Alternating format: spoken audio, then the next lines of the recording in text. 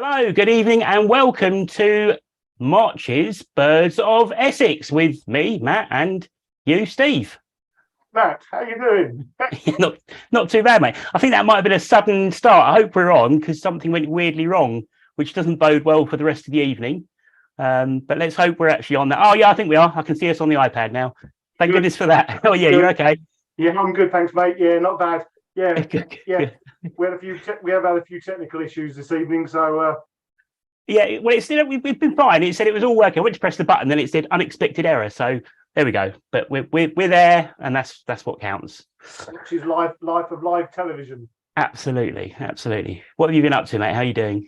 Yeah, not too bad. Yeah, I've been busy. Yeah, busy at the moment. So you've been staying in this country, or no? I've been away. Been away in warmer climes. Ooh, we'll find out more later on, I think, won't we? Yeah, I'm not. I don't like this weather. God, crikey.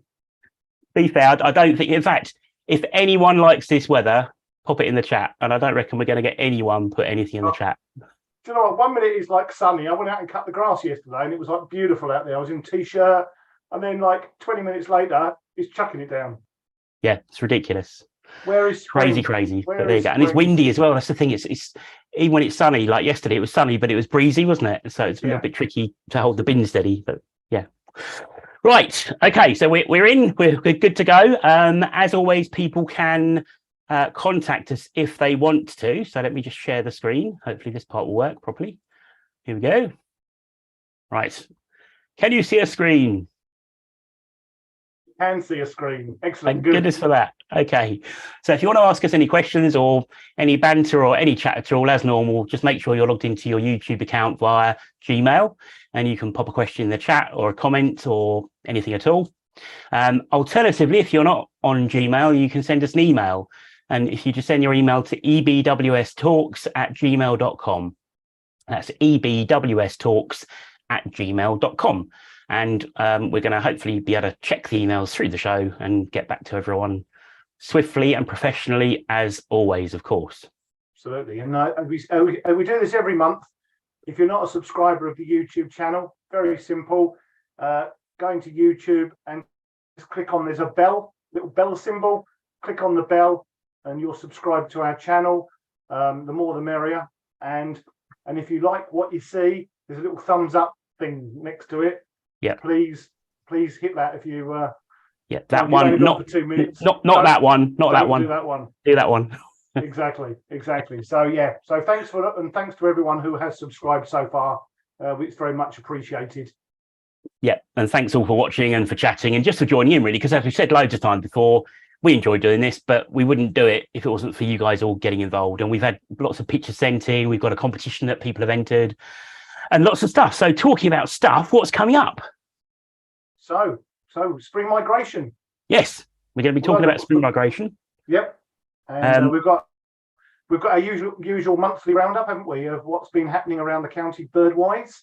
Absolutely, got lots of viewers' pictures that have been sent in. We've got a little feature in a minute called "Heard but Not Seen." Interesting. We've got a new competition, haven't we, that we're running for the last couple of days called Oi! So that's been a bit of fun for anyone that's seen it, and thanks to those that have entered it. And I've got some very exciting news on that. We have a 3-way tie for first prize. Mm-hmm. So, Steve, in the second half of the show, you will be choosing the winner at random. Okay, thank you. No pressure there, then. Okay. What else? Talking about competitions, the spring photo competition has launched, so we'll tell you about that shortly.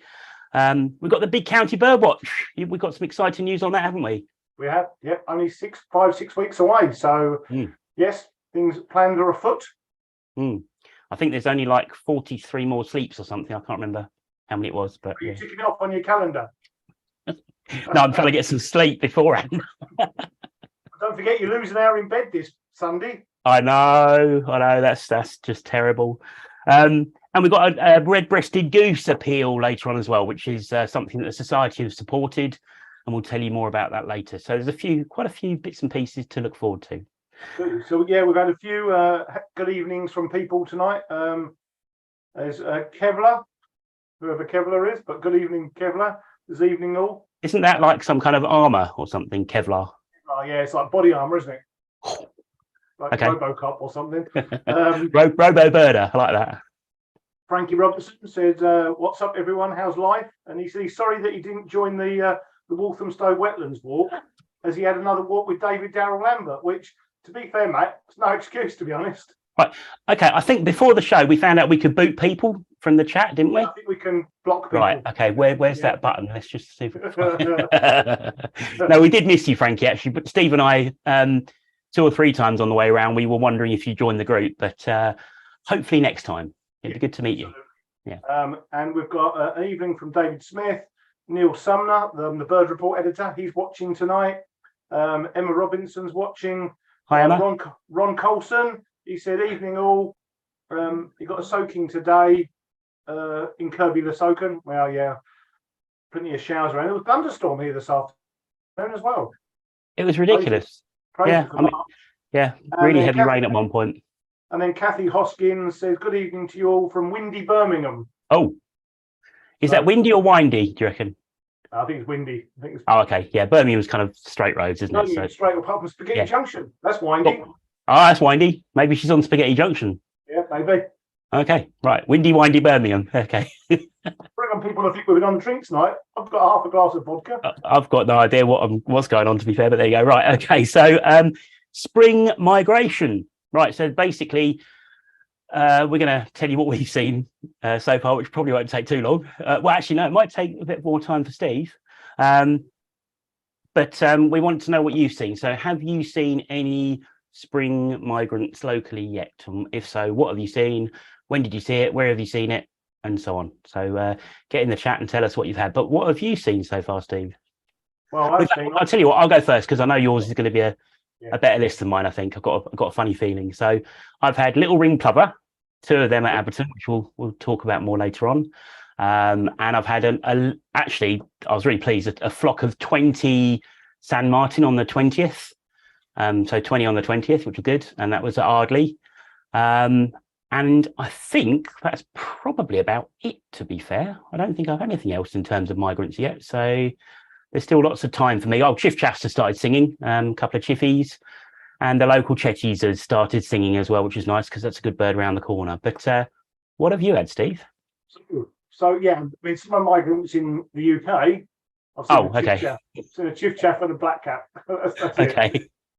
But obviously, it's like I've been off to Spain. I only got back on what day is this today? Friday. Yesterday morning, at like 1:30, 2 in the morning. So I'm a little bit tired, but the weather was amazing and lots of migrants passing through Spain at the moment. Loads of San Martins, house martins, swallows.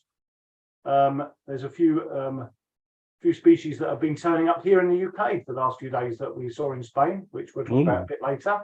Okay. Migration's in full flow. So I know we joke about the weather, but it's a little blip, I think, for the next 2 or 3 days. But with a bit of luck, by middle of next week, the winds are going back southerly again. Yeah.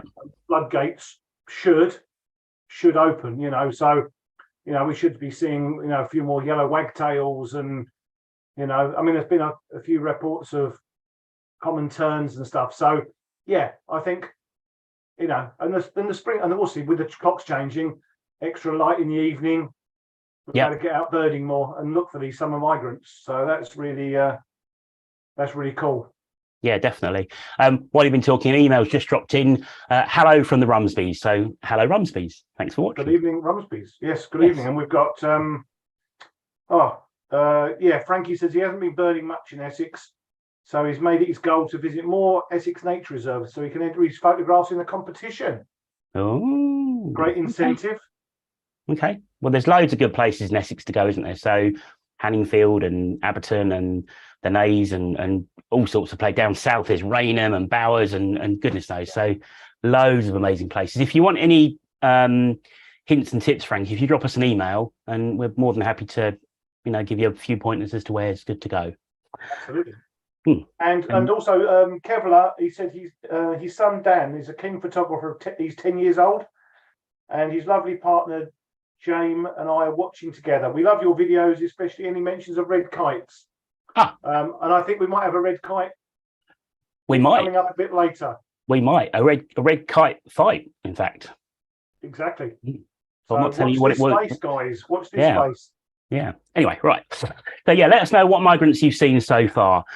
So we're going to talk about talking about seeing things. When I was younger, and I don't know about your youth, Steve, but my nan, My youth. my nan always used to say that when we were misbehaving, children should be seen and not heard. Now, I think that's a well-known phrase for a certain generation, so maybe some people out there might recognise that phrase.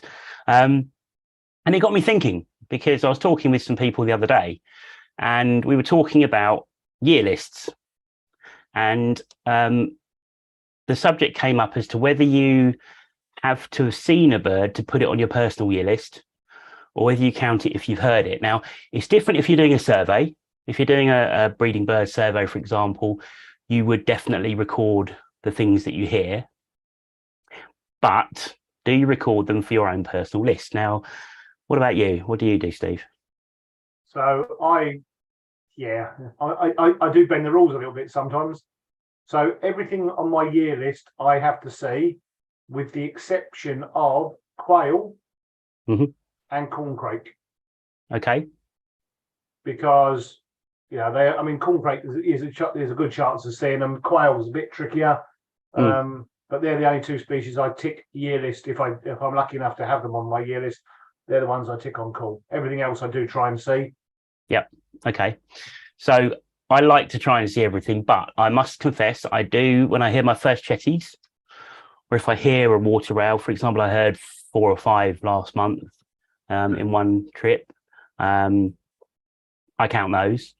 And I was at Blakeswood recently, and when I got there, it was very early, and the first thing I heard was a lesser spotted woodpecker calling. You know, that high pitched kind of the call, that kind of call, and it drummed as well, but I couldn't locate it. But obviously, I knew it was there, so I have counted that as well. But there's no right or wrong. No, it's just interesting to know what people do. So again, pop it in the chat. What do you do? Do you count on seeing things only, or do you record it when you've heard it, or how do you do it? Or like Steve does, do you have certain species? Yeah, I mean, it's always nice if you can see whatever you're trying to do, but there's just that nice thing about hearing your first cuckoo, or like you said, chetties or nightingale, for example. You know, definitely. And I must confess, I'd only record things on herd if I was absolutely certain. You know, things like chetties and cuckoo and sort of things you just can't get wrong. If something was ticking away in a bush and I thought it might be or whatever, I'd have to see it first. Yeah. Right. Any feedback? Frankie again said he's mumming himself a visiting fingering hole on the 12th of April. So that's a good time to visit. Okay. And apart from that, I think we're up to date. We're all good. We're all up to date, I think. Fabulous. Well, talking of fingering hoe, that's one of the places that we're visiting very soon, isn't it? It is. We've got a field trip there on Sunday, the 16th of April. So if you fancy a return trip on the 16th, Frankie, I know it's only a few days later, but we'll all be there. We'll tell you more about that later on. But this month's field trip was to Walthamstow. So, yeah, it was a new site for the Society. We've not been there before, it's London Wildlife Trust Reserve at Walthamstow Wetlands. And I have to say, Matt, it was a cracking day. Yeah, it was really good. Yeah, I mean, I've never been there before either. And we had a really good turnout. I'm just sitting here staring into space. I was meant to have queued up a picture, so bear with me, sorry. That's fine. But no, the weather was really good. Obviously, being sort of within the North Circular, we weren't sure how many people were going to turn up. But, we had a really good turnout, and there we all are. So and I think motley old crew in it. I think, to be fair, that we had another kind of 4 or 5 people join us after we'd started the walk. So in total, there was over 40 of us, I think, in the end, wasn't there? There was, yeah. No, really good turnout. And it was really nice that obviously we drove there because living in Colchester, but there were people from Hertfordshire that joined us and, all over Essex. And a lot of them came on public transport. which was really good. Very sort of environmentally friendly, and yeah. So here we are in the car park, just about to start the walk. But yeah, we had some good birds, didn't we? We did, yeah. I mean, I think one of the things that certainly a few people mentioned to me, and I know we both thought as well, was that you're kind of driving through and you're in the outskirts of London and you've got buildings everywhere and built up areas, and then all of a sudden there's just this big expanse of water, isn't there? And it kind of like you think, wow, okay, that's amazing. Absolutely. And the access is good as well, isn't it? The paths are really good. Yeah, the Wildlife Trust has done a brilliant job on the infrastructure there. And you know what? It was just a really nice group of people to take round. Yep. There was a good little cafe as well, and toilets, and there was coffee. Yep, we had some nice lunch. Yeah, and obviously for those who don't know Walthamstow Wetlands, it's at the southern end of the Lee Valley. So you've got Fisher's Green and places like Amwell and Rye Meads in the north of the Lee Valley. This is right in the south of the Lee Valley, just before it sort of pretty much gets down to the Thames, really. So yeah, just a couple of pictures of some of the birds that we saw. There was a couple of sort of slightly scarcer species, but most of the species were the sort of fairly normal species you would expect to see. But there were just some really nice views, and it's always good to visit a new place, isn't it? This was a couple of great crested grebes that were just snoozing. So we were all walking past and they decided to just kip and pretend we weren't there, which was quite good fun. I think the first bird we saw out the car park was one of these, wasn't it? Yeah. So for us North Essex birders, these are quite rarity. Probably a bit of a novelty for us, to be honest. It was actually my bird of the day. Yeah, straight out of the car, and the first bird that Steve spotted was a rose-ringed parakeet, and there were several others that were flying around and making lots of lovely noise, and they just bring a bit of colour to the day as well, don't they? So yeah, always fun. And talking of colour,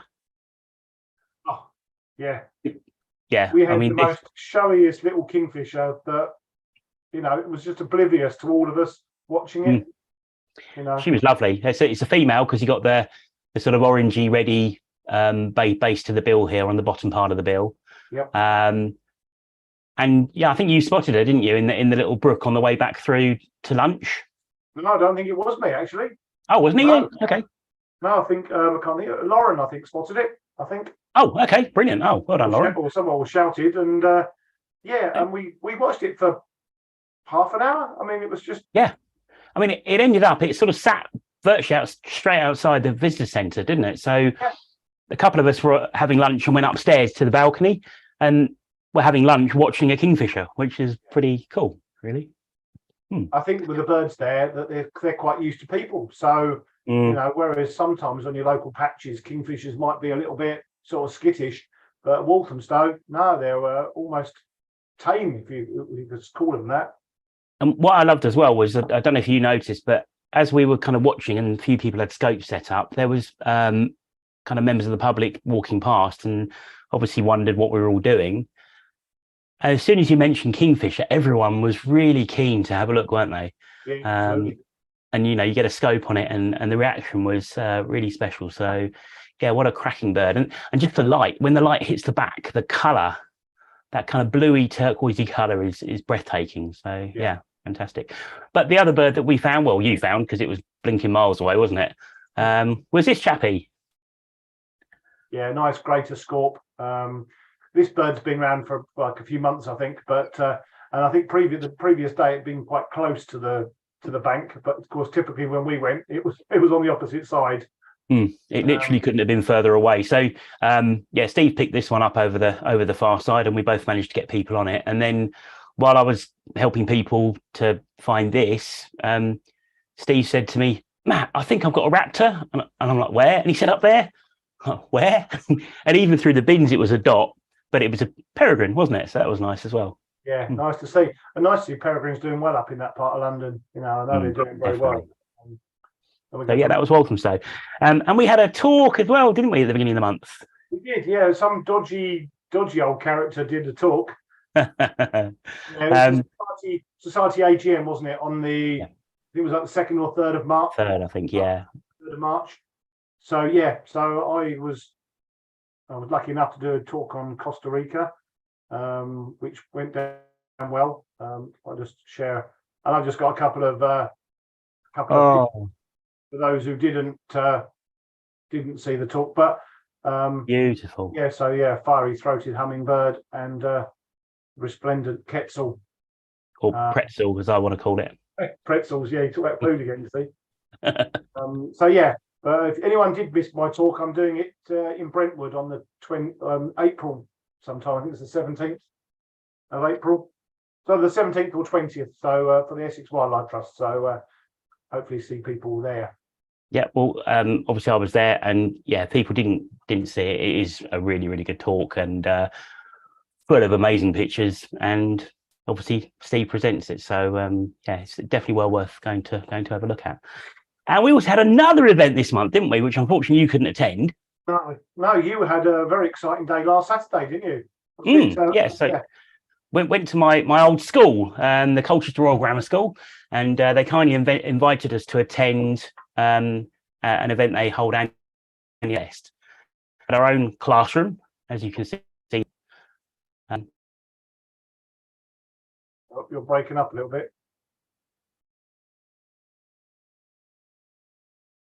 So we've temporarily. Oh, hello. Here we go. It was going so well, wasn't it? Yeah, it was going so well. When it started breaking up, I thought, we've got back to. Here we go. Yeah, here we go. Right. Okay. I'll try again. Apologies. So, can you see that? So you headed back to school. I didn't realise you went to school, so that's a bonus. Well, yeah. I mean, yeah. Officially, I went to school. Unofficially, I was probably out bird watching. But yeah. So Colchester Royal Grammar School, went back there, and they gave us a whole classroom, and it's a show called the SciFest, and basically it takes up the whole school, and it's full of all sorts of different things, none of which we got a chance to look at, because I reckon we had nearly 400 people come through this room during the day, which is brilliant. And the amount of youngsters, the amount of children and teenagers that were interested in birds was phenomenal. We had a couple of competitions. You can see just over there behind Alan's head, there's a tiny picture. That's a picture of a blue tit, and I brought my scope in and pointed it at the blue tit, and children drew the scope and guess what the bird was, and entered the competition. And at the end of the day, my scope was covered in jam and Marmite and nearly got knocked over a few times, but all's well that ended well, and that was really popular and just a really good day. And like I said, quite a few people attended. It's just a small handful of people looking at in this picture, but yeah, 300-400 people, and they've invited us back next year as well. So hopefully we'll be there again next year. But the star of the show wasn't me or Alan or Pete or Jerry, and thanks to all those guys for giving up their time to come along and help. But the star of the show was the two little friends that Pete brought with him. They're amazing. Wow. So I named them imaginatively. The one on the left is called Rob. Okay. Yep. And the one on the right is called Bluey. Surprise. It took me literally seconds to think of those names. Really? Okay. Yeah. But these are two. The idea of bringing these, Pete was doing some demonstrations, showing people how ringing works and explaining the ideas behind ringing and how the records are kept and so on. And of course, we can't have live birds flying around a school. So we used Rob and Bluey. And Rob and Bluey were both made by Pete's wife. They were crocheted by Pete's wife. And to be fair, I really wanted to steal them. I'm going to be honest. I wanted to take them home. But he wouldn't let me. So they're back with Pete. But I think there's a market for those, to be fair. So Pete's watching tonight. Pete's our membership secretary and does a cracking job. And he's watching from Coventry tonight. He's with family. So if his wife Veronica's watching, please can you make some for Matt, please? They're incredible. I think we should have one each, and we could just have it like perched on our shoulder while we're doing the show. That would be so cool. Well, we almost had that tonight, didn't we? But, we did actually. Yeah, that's a whole different story. That's another story. That's enough of that. Right. So yeah, thanks very much, Pete, and thanks, Veronica. Yeah, brilliant. It looked like a really good day, Matt. No, it really was very, very good. It's just nice engaging with the public and raising the profile of the society, because that's and especially with young people, because that's the future, mate. Well, absolutely, and that was the most encouraging thing. To be fair, the fact that so many young people genuinely interested, it was really, really good. Right, and we're doing something next week, aren't we? We are next Friday. This time, or not? Yeah, in fact, yeah, this time next week, or sort of next Friday. Matt and I are doing a Thames barge trip out on the River Blackwater. Fingers crossed the weather's going to be all right for that. Hopefully. Yeah, we've got an all-day one. It's from like 7:45 in the morning till 8 at night or something daft. So yeah, it's going to be amazing. Let me just bring the screen up. So if anyone does want to come along, it's with Top Sail Charters. We're on one of the old Thames barges, sailing from Malden, going down the Blackwater. Experts from swallow birding and me. I'll be there. So you're the expert. I'm just there to eat the lunch, I think. And yeah, it's going to be a really good day. Full day, as Steve said. Hopefully, we'll see some good birds and have some fun. So if anyone wants to come along, what the food is like, you get a coffee at the beginning and breakfast. And yeah, the tickets are as it's got on the website there, they are £70 each, but it's fully catered. So you get breakfast when you get on board and tea and coffee. Then you get coffee and biscuits in the morning, and then you get a 2-course lunch. It's normally stewy type or chicken and vegetables, and then there's chocolate brownie and cream and fruits. And then we get tea and cake in the afternoon. So you don't go hungry. I mean, crikey. I mean, to be fair, Matt and I are only going for the food. So yeah, I think the boat's going to struggle back actually after we've eaten all that a lot, to be honest. And also, I know there's quite a few members of the society that are booked on the trip. So we're looking forward to seeing everyone for that day. Yeah, definitely. That'll be good. So yeah, anyone that wants to, still 6 spaces left. So Top Sail Charters, look them up, and it is genuinely a really fun day. Yeah. Looking forward to that. Right. Okay. So we've launched the spring photo comp, haven't we? We have. Yeah, absolutely. While I'm getting that ready, any feedback at all? We've got a few comments. Neil Sumner says he's always delighted to hear Nightingale, but he doesn't bother trying to see it. He just likes to hear it. Cool. Mick Woodruff's watching tonight. He says, "Good evening, Mick." He says, when he enters his sightings on the EBWS website, he always indicates whether he's heard it only, as do a lot of other people. So, and then Frankie, he should have joined our walk. And it was a pretty much all day event. We left about 3:30, 4 o'clock, I think, just before it closed. So, and then Steve Hallam is watching tonight. Hi, Steve. Hi, Steve. He says, I seem to recall that for bird races, the rule was that hearing a bird only, it did count, but all the members of the team must hear it. Rather than just one person or 2 people. Okay.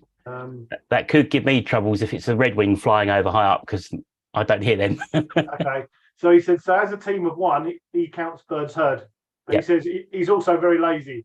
So fair enough. To be honest with you, I did actually. I heard bullfinch the other day at Ardley, and couldn't locate it. There's like a area of thick scrub, so I knew it was in there somewhere. It was calling several times. So the next day when I drove past the same area, I just wound the window down on the car and went past really slowly, and it was calling again, which was quite good. Yeah, so there you go. Really good. Car birding, you can't beat car birding, I don't think, can you? No, that's the way to do it. Right, spring competition. So let's get this up very quickly. I think everyone kind of knows the format now. So we've got the spring competition has very recently launched. It covers any photographs of wild birds taken in Essex from the 12th of February through to the 13th of May. I think we're finishing it on the 13th, 14th of May. The reason we're bringing it up is obviously just to let people know it's on, and you can send your pictures into ebwsphotos@gmail.com, and this page is on our website. So if you go to ebws.org.uk, we're always trying to update the website with new features and pages, so give that a look every so often. But the reason we're mentioning it tonight, well, it's really to do with kind of this paragraph here, isn't it, really, Steve? Yeah, so obviously we're getting into spring now. So birds are thinking about nesting. And to be fair, as well as, I'm sure everyone wants the best photograph, it's about the bird's welfare that should come first at all times, So we just want everyone to be sensible. And there's a few guidelines that Matt's put on the website There, most people have got a long lens, and like I say, they're there for a reason. A long lens, so it means you don't have to get that close to birds, and certainly, don't disturb them. Definitely. I think it was, it's really just to reinforce the fact that although we're running this competition, it is just a bit of fun. It's great competition. We love doing it. We love all the entries. We love going through it and choosing our favourites, and it's brilliant fun.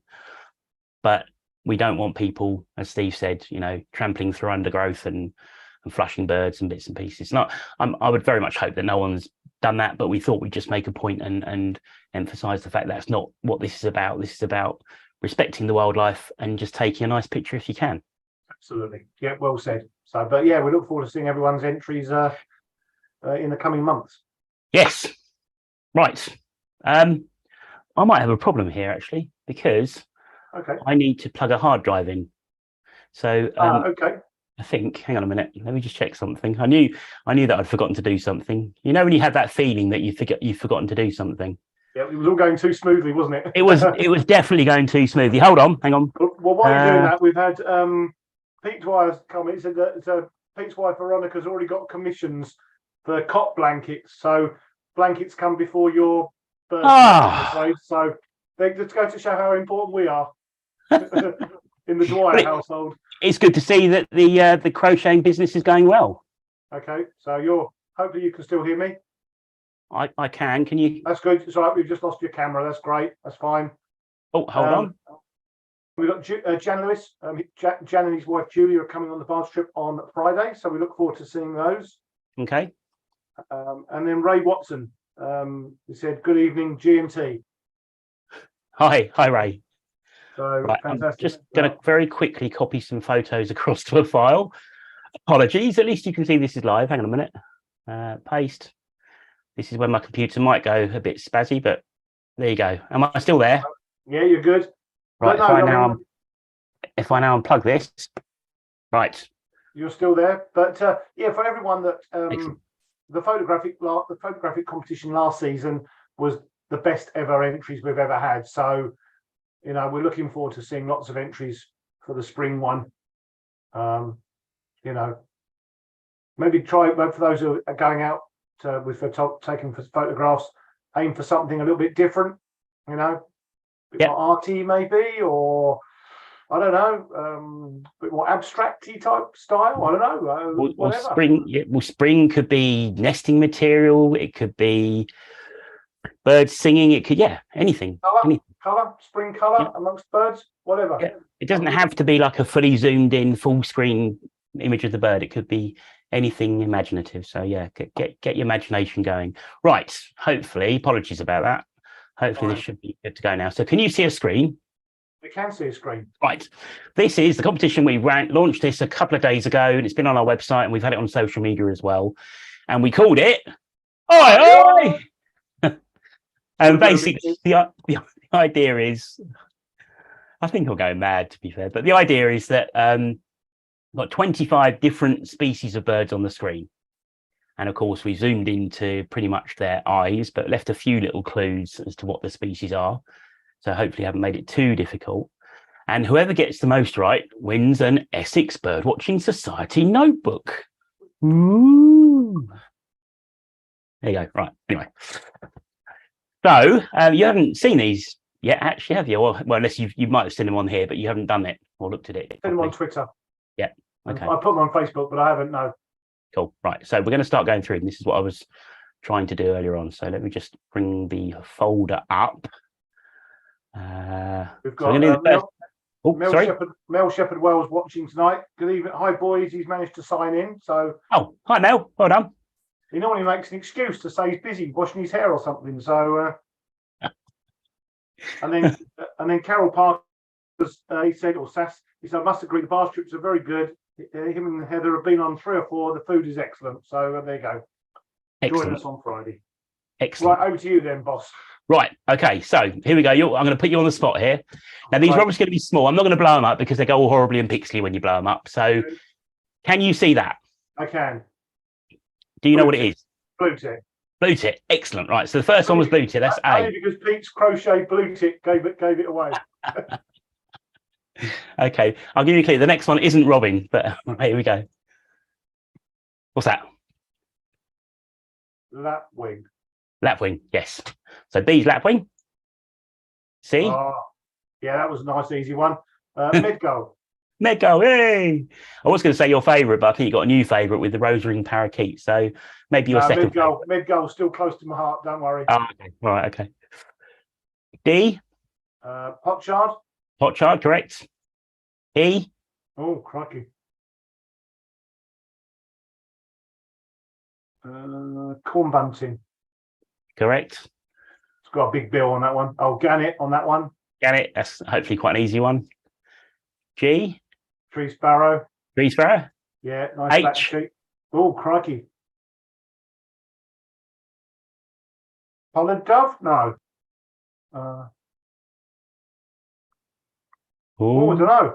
Oh, that is, believe it or not, grey lag goose. Really? Yeah. Oh, bloody hell. Oh, yeah, yeah, okay. I. Oh, crikey, yeah, now I can see it now. It's like... Steve, Grimwade is human. Stop the press. You put me on the spot, mate. Put me on the spot. Sorry, mate. Sedge warbler. Sedge warbler. J. No, it's not J. It's sparrowhawk. Sparrow. Right. Okay. That's the first 10. So Yeah. rather than go through all 25 now, we'll keep you on pressure now. So it's 9 out of 10 so far. It's pretty good. Oh, that's quite good. I like that. That's good. It's, you know what? This is going to sound pretty blooming obvious, but I kind of, they're all from pictures that I've snapped, and I was copying them and pasting them and working it all out and everything. So obviously I know what they all are. And when I did it and looked at it, I thought, that's too easy. I know what they all are. But then when you don't, we'll put it this way, we've had quite a few people enter and no one's got them all right. So yeah, there you go. They're only small thumbnails as well, so exactly. It's not easy. No. All right, anyway, right. I thought that was great. So bird news web pages. So we're going to have a quick look at some of the other things that have been happening birdie wise.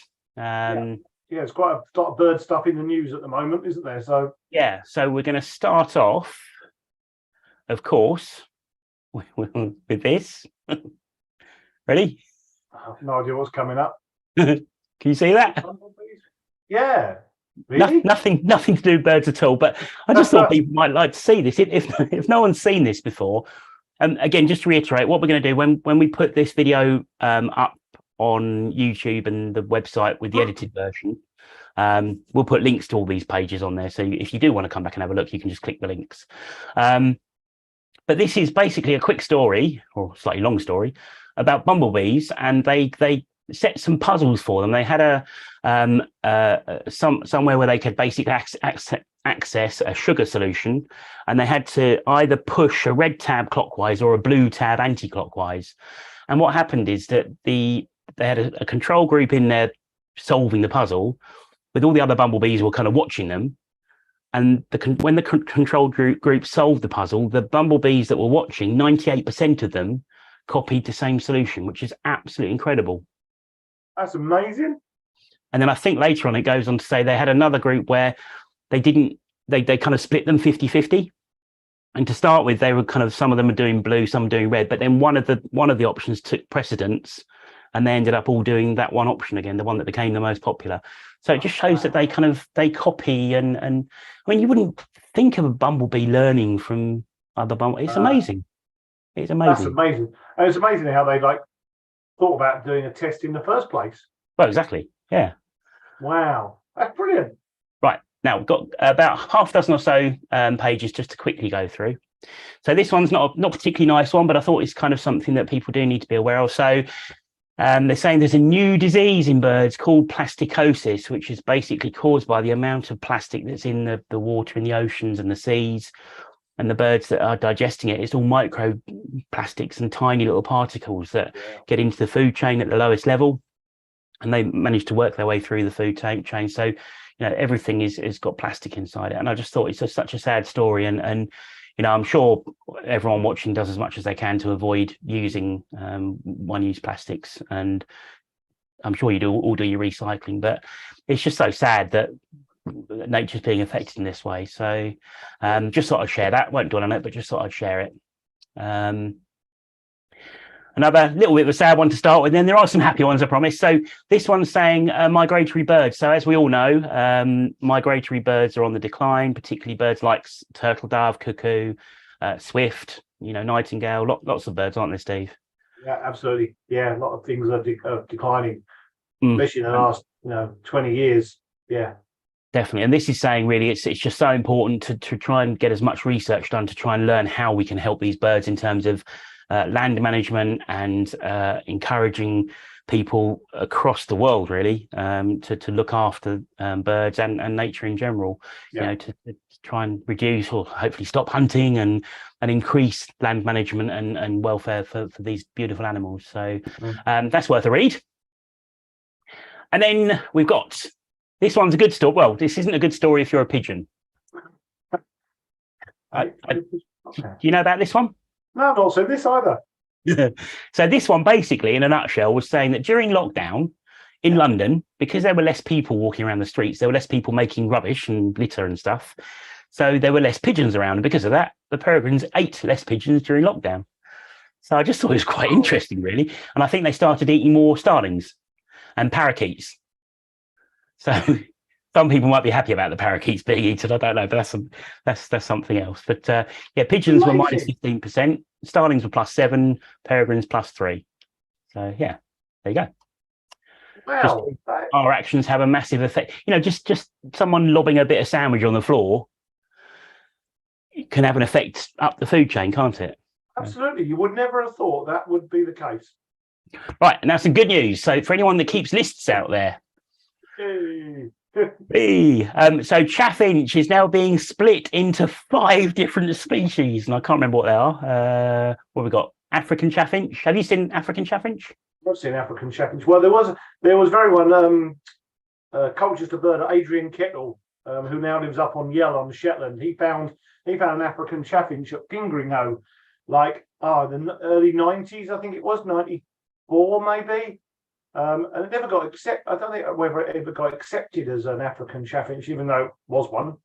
Okay. But yeah, so I've seen them in Morocco as well. But okay, so anyone that's seen African chaffinch or Azores chaffinch or Madeira chaffinch or the Canary Islands chaffinch, as well as of course our own chaffinch. So you could potentially add 4 more ticks to your life list.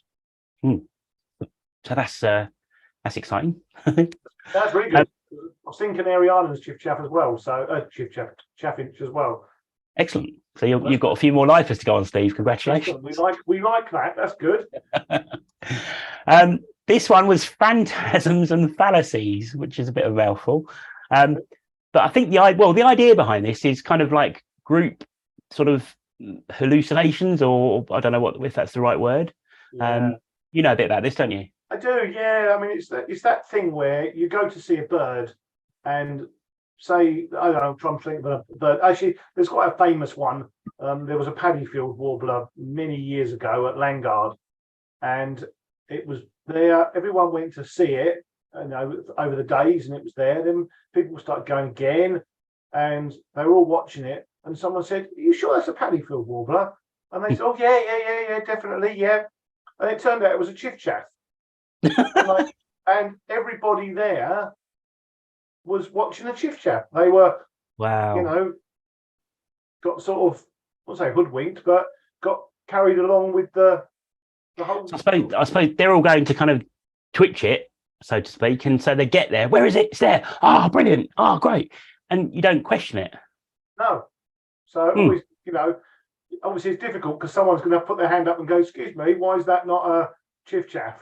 You've got to put your head above the parapet a little bit. Oh, God, yeah.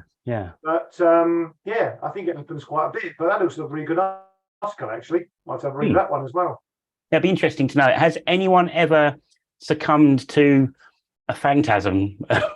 If you have, put it in the chat. Let us know what it was. But isn't that a ghost thing or something? I don't know. I'm not sure. Probably, to be honest. I won't go googling it anyway. Whatever happens. This one, I love this one. This is. I have seen this. This was on our local Look East News about a week or two ago. Okay. Go on then. So yeah, so kittiwakes, endangered species now on the red list now, nesting, and they have been nesting in around Felixstowe on like houses and window ledges and stuff, but they've put these new bespoke kittiwake walls in. They've got a lot of grants from environmental organisations, and yeah, fantastic kittiwake walls. I think it's a brilliant idea. It looks like sort of dove cots almost, doesn't it? Like little dove hatches. But what a great idea! Because I think if this is the same story, I'm not sure. A load of netting was put up over buildings and stuff to stop the birds from nesting, which is obviously so, it just shouldn't be done. So and kittiwakes, I think, are one of those species. They come back to the same nest site, same as so many other species. So if they can get established here, and there's no reason why not, it looks like it's all been kind of fenced off and everything, so people can't get in there. And what a brilliant idea! Absolutely, and it looks like, I don't know quite how it's set up on that photograph there, but it looks like the birds might be able to be ringed as well. Again, great for the scientific research and stuff at the moment. Yeah, definitely. It's just like the Swift boxes, isn't it? Or Swift towers, or it's a great. I've never seen this before, so I wonder whether that's they've got kittiwake walls or hotels anywhere else in Europe. Yeah, it'd be interesting to know. Again, if anyone's seen anything like this before, let us know. But hopefully, if it is a new idea, it will catch on and other people may adopt it, which would be good. What else we got? Two more. Right, curlews. So curlews are obviously, again, yet another bird that's on the red list. And this is a story over in Northern Ireland, in fact, in the Glenwerry area. And up until last year, the record number of chicks raised was 28 in the area. But there's been a lot of habitat and land management by local landowners and farmers. And last year, they had a total of 69 curlew chicks fledged. So that's kind of like an instant success. And I know that we've mentioned previously about landowners and farmers are being encouraged to do more with their land to look after the wildlife and the birds. And it just shows that with some effort, some instant rewards can be reaped. So who doesn't like a curlew? They're gorgeous birds, aren't they? Absolutely. Yeah. That's really good positive action going on there. And the final article. So if you were born in Finland, Steve, and you wanted to go anywhere in the world, where would you go from Finland? Nothing against Finland. I'm sure Finland's lovely. Never been there. I'm sure it's nice. Well, you want to go somewhere a bit warmer in the winter. I'm sure of that. Because I haven't been to Finland in the winter. It's cold. Would you want 6,500 miles to eastern China? 6,500 kilometers. Sorry, kilometers. Sorry. Wow. Why? A rustic bunting was ringed in southeast Finland, and it's been recovered 6,500 kilometers away in eastern China. I don't know if that's actually the bunting or a stock image, probably a stock image, but that's the journey that it took. That's immense, that is. That's crazy. Wow. So, how big is a rustic bunting? Like smaller than a sparrow. It's a very small bird, and it's travelled all that way to go to China. I hope it found what it wanted in China. There's obviously.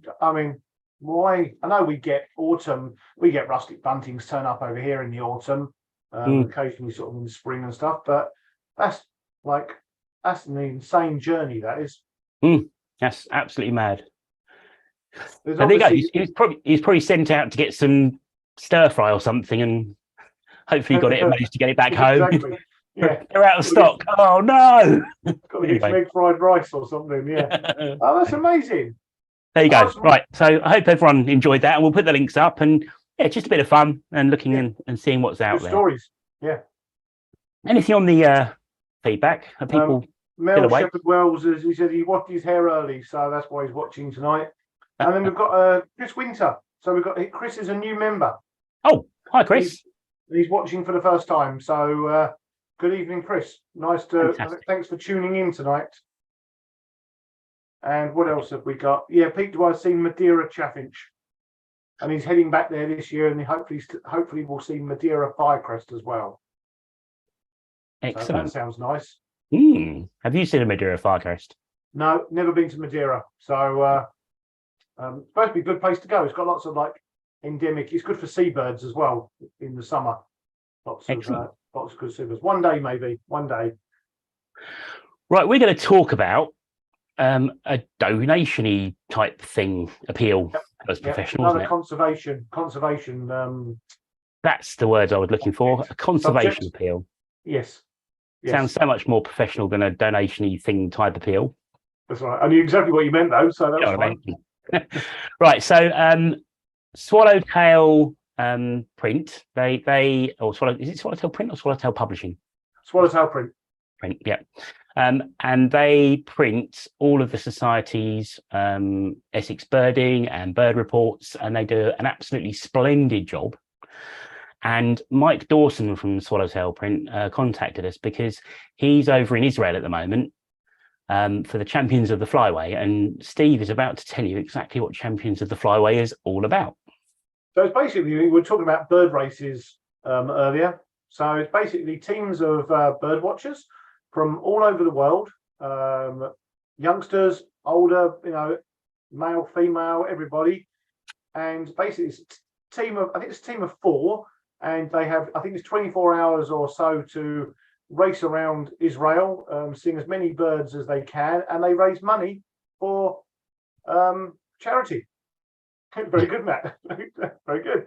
So yeah, raising money, and each year, obviously, I'm not sure whether they had one last year because of COVID. But anyway, they used to have it every year, and then COVID came along. But every year, it's a different conservation project.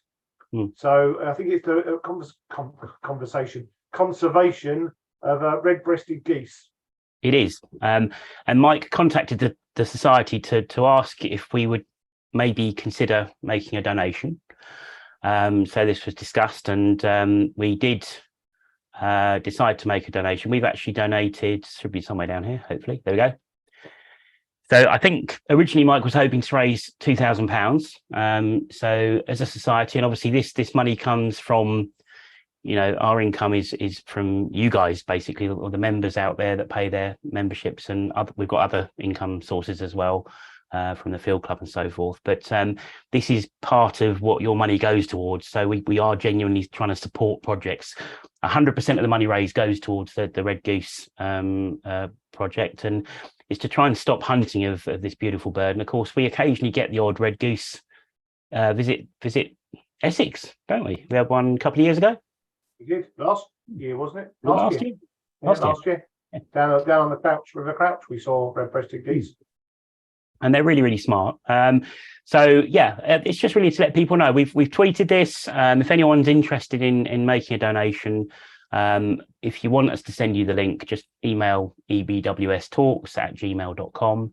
But as you can see, Mike's actually raised already 2,167. So I think he's now trying to raise 2,500. So it's brilliant. It's a really good project. I think they all fund their own sort of travel over to Israel, and absolutely, you're not paying for them just to go on a jolly for a weekend or anything like that. No. All the money donated goes towards the project and is used to help these birds. So yeah. If you're interested... there's teams, Zeiss Optics, they sponsor a team. There's a Swarovski team. Yep. There's loads of different teams, and I say from all around the world. I think there's teams from America. So yeah, really good. Sounds good fun, actually. Yeah. Really, definitely a worthy cause. So yeah, if you want to get involved, if you can donate a little bit of money to that, I'm sure Mike would very much appreciate it. So thank you. And there's a woodcock survey thing going on, isn't there? There is. Well, actually, I didn't know there was, but thanks. Is yeah. There? Sorry? Tell me about it then, Matt. Okay, so basically this is a BTO survey, and you can go onto the BTO website, and I think it's kind of all over the website. And they're surveying woodcock. So it's a survey that was last done 10 years ago, and they're trying to replicate the survey and get as much data as they can to then discover what's happening with woodcocks. And woodcock have been in the news recently because they were trying to introduce legislation to delay the hunting of woodcocks to the 1st of December, which I think the shooting community have voluntarily said they'll do, but it wasn't actually put into legislation. So the idea behind it is that prior to the 1st of December, the woodcocks that are in the country are the native population, and the native population is massively in decline. So although globally and throughout Europe, woodcock isn't under threat, in the UK, it is under threat as a native species. So the BTO are trying to get as much data as they can to find out how woodcocks are going. And I think the idea is you get allocated a square. There are squares available. So you can see on the map here where the squares are that are available. If you zoom in, is this working? Am I still here? You're still there? Yeah, good. So you've got lots of different squares available. The red blobs are taken. The blue ones are available. The yellow ones are priority squares that are available. So still 1 or 2 of those locally as well. And then once you're allocated your square, you get to, or you really need to find out who owns the land, try and arrange a visit where you can decide where you're going to stand. And then you start watching, I can't remember, I should have remembered this, apologies, but you start watching just before dusk and you watch until after dusk. I think it's kind of like an hour's watch either side of dusk. Yeah. And you record as many woodcock that you see and hear, and you make this visit. Oh, here we go. 4 75-minute visits at dusk between April and the end of June each year. So I guess the idea is that by April, the winter population that migrate to the UK will have gone. And you're just going to be surveying the native population. So that's 4 visits, 75 minutes of time. At the end of the day, you're going to be stood in a clearing, watching woodland on a lovely evening, and take a flask of coffee and a sandwich and sit down. You don't have to walk around. This can be seated birding. So it's something that's really worthwhile and worth getting involved in. So go onto the BTO website if you think you can help with that. Look up the woodcock survey and get involved. I know 1 or 2 of the members have already been allocated squares, so thanks to those that are helping out. It's a good survey, that is, and looks like there's some priority squares sort of around the Tiptree, around that sort of Whittam Tiptree area by the looks of it, and up on the sort of west of the river, west of Manningtree as well. Yeah, I mean, I think there was one literally on the A12 actually, between Colchester and Ipswich on Capel St Mary. So that's that one up here near East Burgolt. Yeah. So I was possibly thinking if I got the time to do it, I might actually put my name down for that one. Yeah, there's one down near. There's some out towards Sybil Headingham, Great Dunmow, down near South. So yeah, there's a few squares still available. So yeah, please get involved. Yeah, there's a few, like you say, Housestead and Sybil and stuff. So yeah, really good. That's excellent. Oh, we got Pat Hatch said he saw 11 woodcocks seen in the field near Thorpe-le-Soken yesterday. So wow, that's good. So maybe birds making their way towards the coast to depart. That'd be interesting to see. 11's good. It's a good number for March. Really good. No, thanks for that, Pat. That's really good. Yeah, well, I mean, I think in the 5 or 6 years I've been birding locally, I think I've only seen a handful, and those are birds I've kind of just flushed as most people do, and they, fly off. So yeah, I'd love to see 11. So maybe I'll go out. Did you say Thorpe-le-Soken way? Yeah, Thorpe-le-Soken yesterday. Yeah. Go and hunt the fields at Thorpe-le-Soken and see if I can find some woodcock. Right. Any other feedback, Steve? No, we're fine. Okay. Although Ron Colson said to Pete Dwyer that he missed out Madeira cake. so no, but apart from that, no, we're all up to date, Matt. To be fair, if I had the choice of Madeira Chaffinch, Madeira Firecrest, or a piece of Madeira cake, that would be pretty tough, actually. Tough choice that is, actually. I do like a bit of Madeira cake. BCBW, Steve. The Big County, our annual event, Big County Birdwatch, we've always had it in the autumn, but 2023 new season. So Friday the 5th to Monday the 8th of May is when it's arranged, which we arranged this ages ago, and then good old King Charles came along and thought, what can I do on the 5th to the 8th of May? I'll see what I'll do. I'll have a coronation. I can't believe he's jumped on the Big County Birdwatch bandwagon. If he'd have looked at his fixture card, I know. obviously got people that look at his fixture card for him, in a noticed, but there you go. So I mean, no one in Essex is going to watch his coronation now, because they're all going to be out with us bird watching. Exactly. So in previous years, we've had a great array of walks, and we've got, again, a great program of walks coming up. We're just at the sort of finalisation of just swapping things around, but we're all over the county again, and because it's the spring, we've got some dawn chorus events as well. So nice up with the lark, and it'd be interesting actually to see how many species and what we record throughout the May period. That'd be really good. We've got some of the members of the society have kindly volunteered to help out with walks. So again, we're not going to name names at the moment, but thank you to those who have volunteered. And well, I will name one name actually. Steve Hallam is leading a dawn chorus. That's a definite. And I'm going to name another name as well, actually. Hopefully Mel Shepherd-Wells. We need to finalise some details. I know Mel's watching, but hopefully Mel might be able to help out as well. So thanks very much to you guys. And I know committee members. So Neil's going to be leading a walk, and Simon and Jerry and so on. So there's going to be lots of us getting involved with this. Lots of locations. We're trying to cover as much of the key areas of the county as we can, aren't we, Steve? Yeah. We always try and cover east, west, north, south, as much as we can. There's always going to be a few sort of like black spots, but we're trying to visit as many different habitats as we can as well, just to get such a diverse. Because all the records that we generate from the Big County Birdwatch all go towards the Essex Bird Report. Go towards this thing.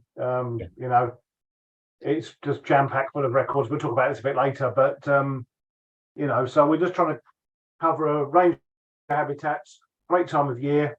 Come and join us. Yep. And we're hoping, again, details to be finalised, but we're hoping to run one, possibly even two walks for younger birders as well. So we're just looking into the logistics of that, how that works. But we're hoping to be able to do that. And again, all the details, once they've been finalised over the next couple of weeks, everything will be on the website, and we'll tweet it and Facebook it and email it and so on and so forth. So and hopefully we'll be on live each night for the 4 nights over the break. Hopefully. I looked at the calendar today, and I go away to Wales on the Tuesday, so it's the day after the Big County Birdwatch. So, well, I think there's one of the days we're out all day birding, then we're doing the catch up in the evening on here. Then you're up at like stupid o'clock in the morning to lead a dawn chorus at Fingerhill, I think, aren't you? Yeah. And we're out again all day birding, and then doing the catch up. So it's like 24/7 birding and YouTube. Yeah, we'll. I mean, the shows might only be half-an-hour shows, unlike tonight probably, but we might be sponsored by McDonald's and Red Bull by that point, I think. Hopefully. May well be. We may want to, and matchsticks as well to keep our eyes open. But so check social media, Birdwatching Society Facebook page, and the website for more details. They'll be coming up very soon. Yes. Right. What have we got before half time? So a couple of quick things to cover. Membership. So for anyone that's not a member, you can join if you wish to. It's £16 a year for adults. And how much is it for juniors? £4. £4 for juniors. £4 what do they get? They get bumper loads of publications. Fixture card. Yep. Pin you badge. get a pin badge and a car sticker. And a car sticker, I mean, crikey. Even if you're a young member without a car, you still get a car sticker to put in your dad's car. Exactly, or your mum's car, whatever. Yeah, or your mum's car. Or your brother's car, or your sister's car. Anyone's car. Just or random stranger's car. Just put the stickers in. No, don't do that, actually. King Charles's car. You can actually his limousine pulling up with an ABS sticker. Yeah. A bit like at traffic lights. Normally you get your car clean, there'll be kids jumping out, slap a sticker on the windscreen. But no, it's, as Matt said, £16. The Bird Report itself is £10 to buy this, and the magazines are £5 each. So my mathematical skills, which aren't great, that's 20 quid's worth of publications for £16. Exactly. So, and you don't have to live in Essex. You can be a member from anywhere. So if you are watching us from windy Birmingham or anywhere in the country, you can join up and you'll still get sent this stuff and you'll still know what's going on in the county if you're interested. And of course, the money that you're paying for your subscription goes towards supporting projects like the Red Goose project, like the new nature reserve in Malden, and the other things that we put our money towards. So it all goes to a good cause. Absolutely. So yeah, Mel Shepherd Wells has come and he said he's emailed you about doing a walk apparently. Okay. Thanks, Mel. And then Steve Hallam, he said, will local patch birding be a part of BCBW? Of course. You know, I mean, as much as we'd love to see you on our walks and events that we're running throughout the county, if you've got a local patch, that's as much as important as joining us on a walk. So he's aiming to hit 50 species. Yep. But I think it's the same format as the last few years. So yeah, as Steve said, we're going to be leading walks for people that want to join us, but you can get involved anywhere, whether it's in your garden, your local park, local patch, and the web page will be open for you to record your sightings for Big County Birdwatch, and we'll run, you know, the fun daily updates showing the best sites and who's seen the most birds and all those kind of things. So it's not a competition or a race or anything, but it just makes it a bit more fun to get out there and encourage people to get out and about. And while we're very quickly on this, just to show you guys, if you go on to ebws.org.uk, and there's a button at the top of the homepage for join or renew, and you click this, and it just tells you how you can join, and you can just follow the instructions. You can pay online, you can pay by a BACS transfer if you wish to, and you can also pay by a standing order, which you set up with your bank. So yeah, nice and simple to do. For those members that have, or new members that have joined recently, thanks ever so much for joining the society, and hopefully you'll find it worthwhile. I mean, we certainly we enjoy being part of it, don't we, Matt? And oh, massively, yeah. And you know, we love we love a laugh. We just love bumping into members. You know, we often, obviously, being doing these videos, people recognise us now. Occasionally, you know. I'll tell you what, my mum even recognised me the other day. Really? Amazing, yeah, she did. Lucky. But no, it's just lovely to meet the members. You know, so that's thanks for those people that have subscribed to our channel or I just joined. And Kevin said, our children welcome on the walks. Oh, of course. Yes. Most definitely. Please, more the merrier. It's all about getting people involved. What I was going to say is that the great thing about the society is the fact that it's just fun. You know, there are members that take it all extremely seriously and do the records for very sort of studious purposes, which is great. But there are also members that just do it for the sheer enjoyment of it. You know, I think that's what I get the most out of it. I do keep records, and that's very important. But I just love doing it. It's good fun, and everyone's friendly. Yes, we're welcoming to absolutely everyone, anyone, regardless of how old you are or how young you are, and what your experience level is. It doesn't matter. You're all welcome to come along. I mean, Matt and I have always got our scopes with us, and we, for the younger children and stuff, we get our scopes down low so they can see stuff. We don't miss anybody out. So yeah. Well, mine's normally quite low anyway, because crikey, we've been almost over an hour, Matt. Oh my god! Right, okay, hang on. Where are we? Right. So coming up, we've got we'll do what's coming up next month in the second half. Right, we're going to show a few pictures from people. Okay. So people have kindly sent in pictures. So what have we had sent in this month? So first of all, a couple of months ago, I mentioned about white-headed duck that I saw in St James's Park in London. And we received an email from Richard Allen. Richard Allen's a local artist based in Wivenhoe near Colchester. And he sent us in a couple of drawings. This is the first one, which obviously isn't a white-headed duck. This is a canvas back that he saw on the 24th of November at Abberton in 1997.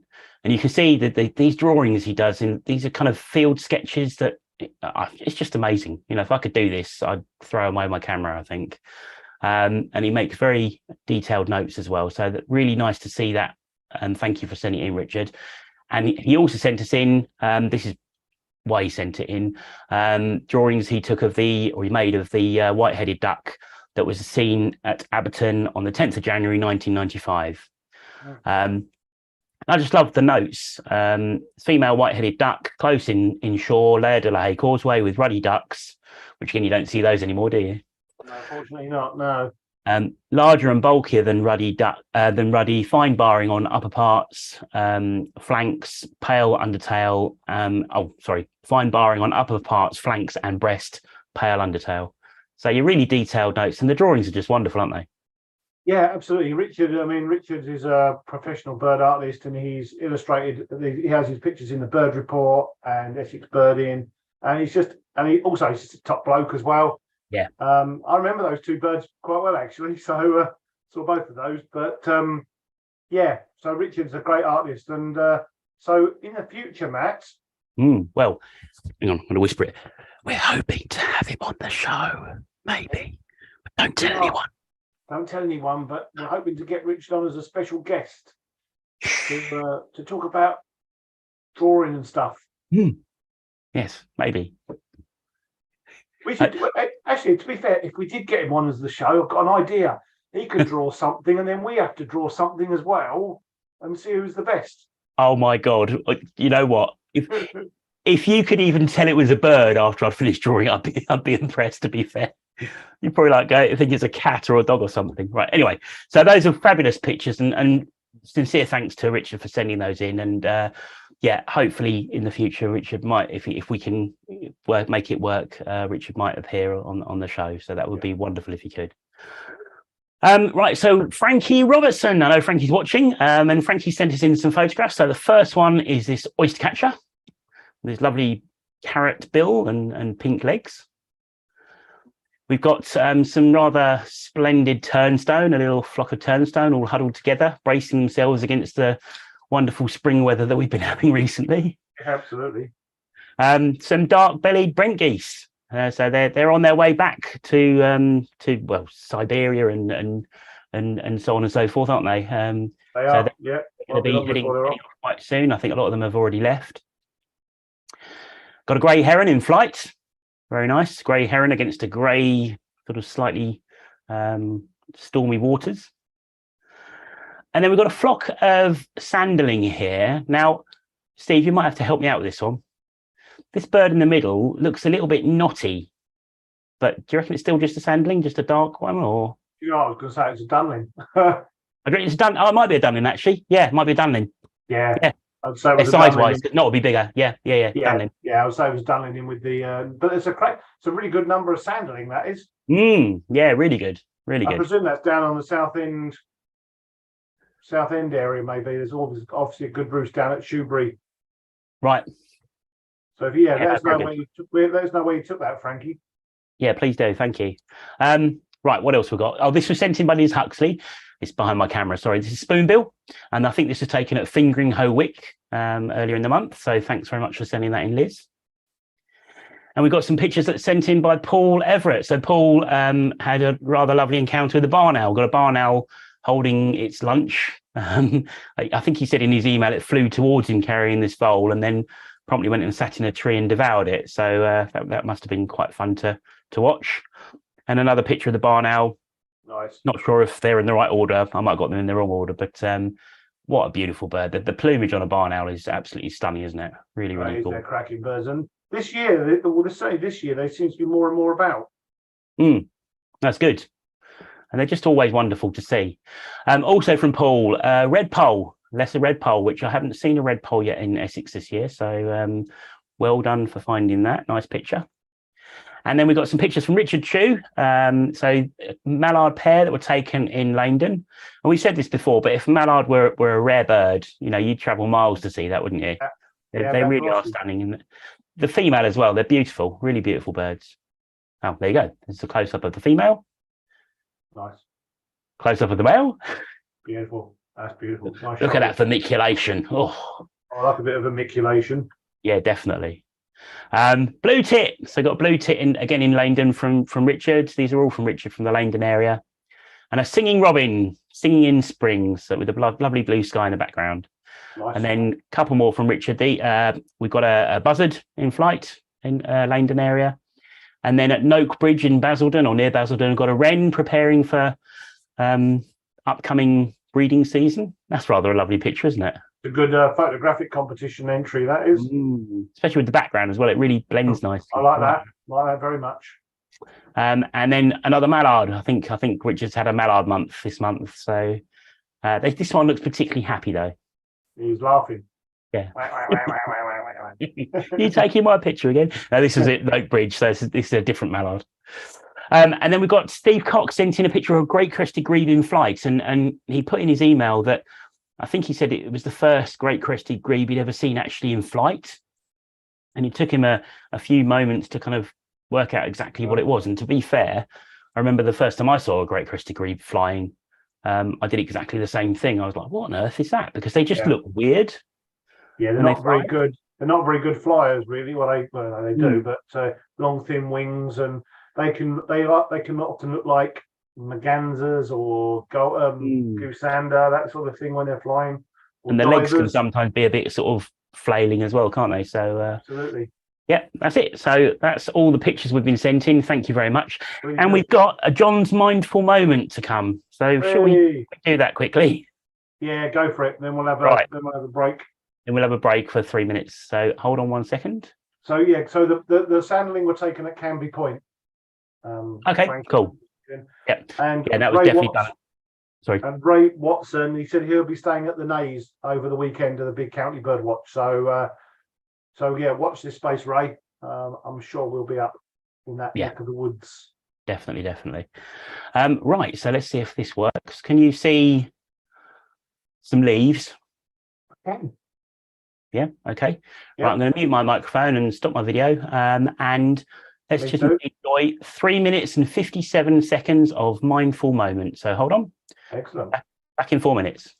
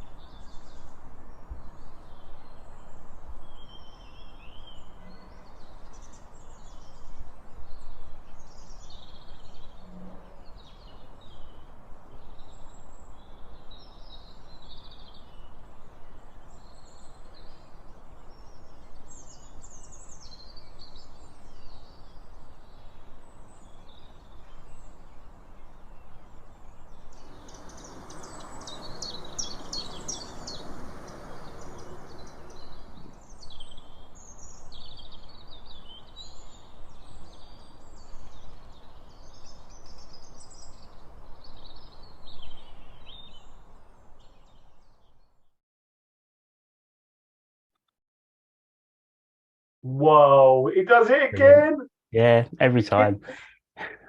You know what? They're always at a very high standard, but he's just up the level with that one. I love that.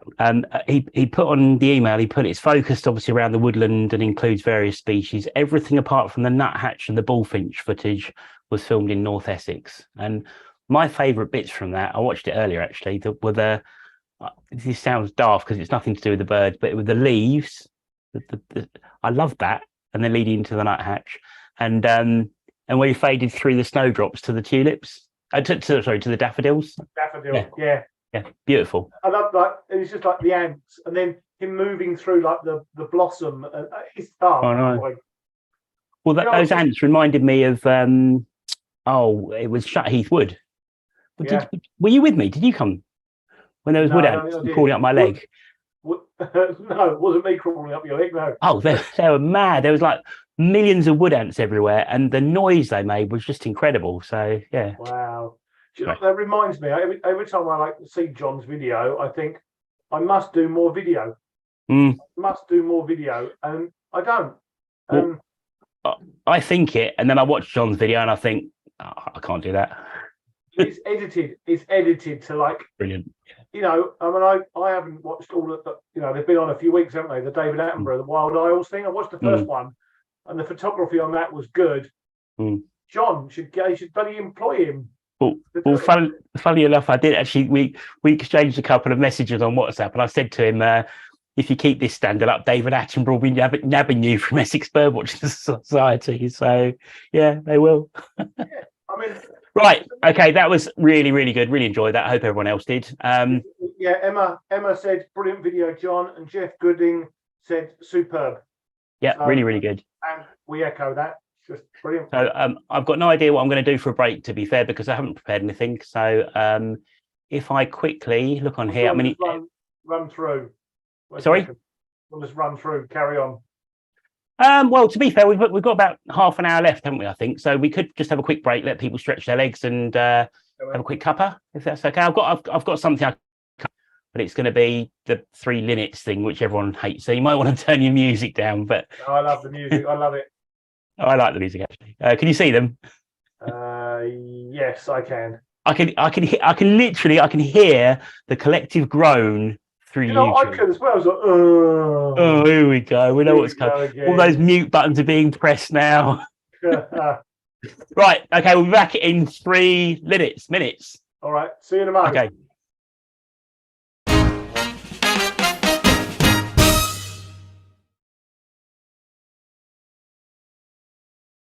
I'm falling asleep. Just singing in the rain. What a glorious feeling. Shall I stop now? Don't give up the day job. Don't give up the day job. We're going to talk about merchandise, aren't we? Welcome back, everyone. Yeah, merchandise. Yes. This is probably bad luck, isn't it? But yeah, very, very quickly. I know we covered it before, but just to remind people. I'm not sure it's bad luck you singing all the umbrella up indoors.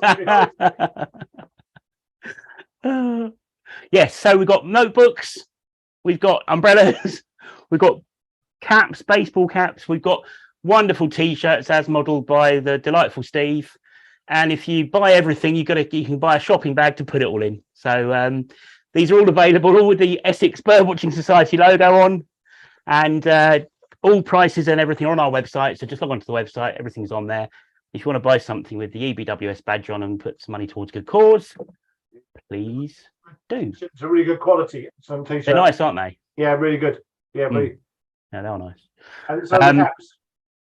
Yeah, to be fair, and the peak's really good. It's really good at keeping the rain off your glasses when it rains. Yeah. Right.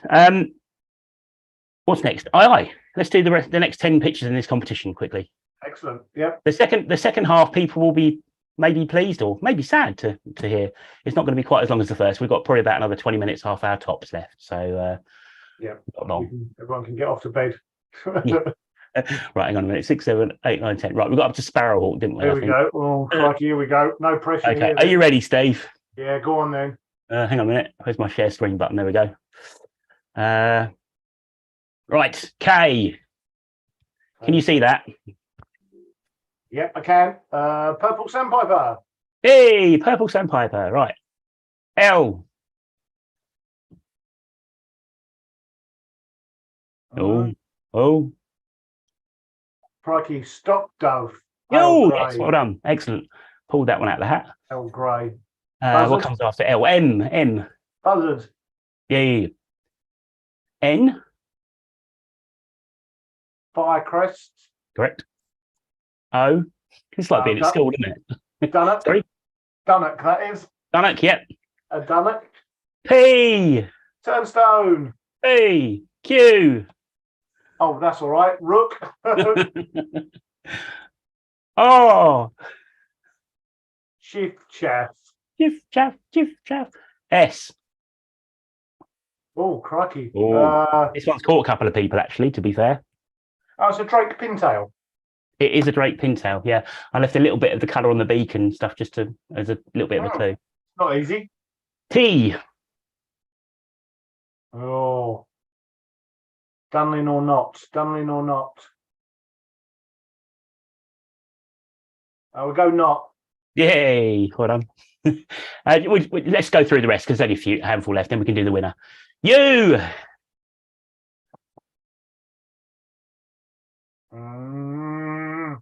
Again, there's a big clue on the screen. Red bill, red shank. Red shank, yep. Red bill, yeah, crikey. V. Oh, that's a Dewberry, red wing.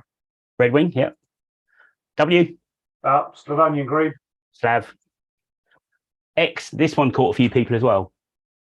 It's a juvenile windchat. Correct. Well done. And the final one. Y. Why are we doing this? Oh, sorry, why? People are asking that. Why? All right, so yeah, why? Yeah. I heard. It's a linnet. Yay, excellent. Right. So I think you got 24 actually. Oh. Which, funnily enough, is the top score. So 24 is the best score that people have got, and three people got 24. So the three that got 24 are, in no particular order, Ollie Cottis. Excellent. Liz Huxley. Well done, Liz. Might be watching tonight, so well done, Liz. And Neil Murphy. Oh, excellent. Well done. So, with no expense spared, I've written their names down on a piece of paper, and I've randomly numbered them from 1 to 3.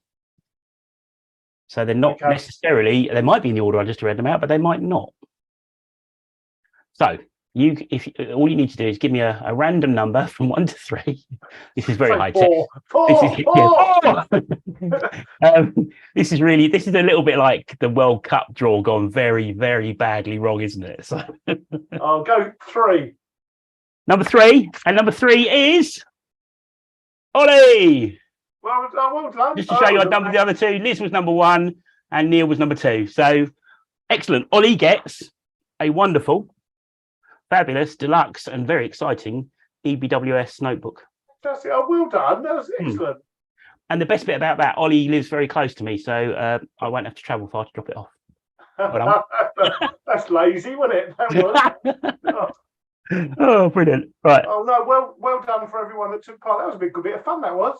It was good fun, actually. Yeah, I mean, if people enjoyed that, let us know, because we can do something similar again in the future. I've probably got loads more dodgy pictures that I can grab eyes from, and I'm sure you've got a few as well, Steve. So, yeah, it'll be fun. Yeah, absolutely. No, so if you want us to do something like that again, let us know. Put it in the chat. Yes. Or drop us an email. Please do. Send us in the chat or send us an email. What shall we do next? Shall we do where we've been and what we've seen? Yeah, let's do that. Yeah, do some nice pictures. You go first.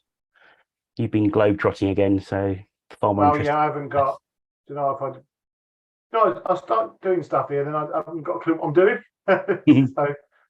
So I've I mean, apart from doing the Walthamstow field trip a few weeks ago or whenever it was, I've been in Spain to the region of Extremadura, so sort of mid Spain. So I'll share some pictures. I've got about a dozen or so pictures. So wow, really good place. If anyone's never been there before, it's fantastic. I mean, not just saying it, it's a really good birding destination. Weather's good, food's good, the landscapes are amazing, and the birds and wildlife are pretty cool. So black stork. Yep. These breed These breed on the rock faces in cliffs and caves. So we saw quite a few black storks flying around. And whilst we're up in the rocky cliffs, this is a blue rock thrush, nice male. That was sort of flitting around and singing. So we saw quite a few of these. It's an amazing place for raptors. I mean, it's not unusual to see 20 species of raptor in a couple of days. This is a pale-faced booted eagle. This flew over us on, I think it was Tuesday this week. Wednesday morning. Flew over us. That's a beautiful picture. Yeah, it was nice and close as well. Normally they're a bit high. But yeah, this was nice view. Good old hoopoo. So, sorry, Steve, the booties, I've never seen a booted eagle. Are they quite a large bird? Yeah, they're sort of slightly bigger than a buzzard. Okay. They're not one. They're one of the smaller eagles. Okay. Something like golden eagle would be a lot bigger than that. Yeah.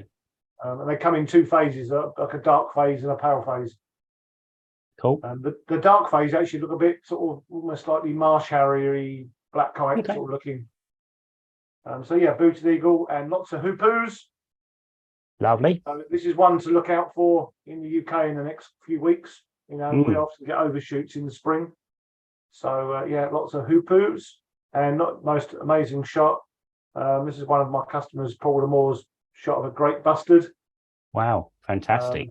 Yeah, this was taken through a bit of heat haze and through a bit of glass, I think, as well. So yeah, lots of great bustards. Great spotted cuckoo. Lovely. I see one of these turned up in Suffolk today. Oh, I missed that. Really? Whereabouts? Yeah, turned up at Southwold. I think it's on private land, but it may well be viewable. Okay. From the other areas, but yeah, it was found this afternoon. So I'll just send a quick email to head office to tell them I'm ill tomorrow and won't be at work. Yeah, exactly. So great spotted cuckoos and lots of these bad boy griffon vultures. And they are so close. They fly past you. You can hear their wings. Wing beats. Fabulous. So, yeah, lots of griffons. Iberian magpie. Nice, very nice. It used to be called azure wing magpie in the olden days, but now it's Iberian magpie. Is that the same sort of size as our magpie, I take it? Or it is, a little bit, just a tiny bit smaller, a bit short-tailed, but yeah, exactly like ours.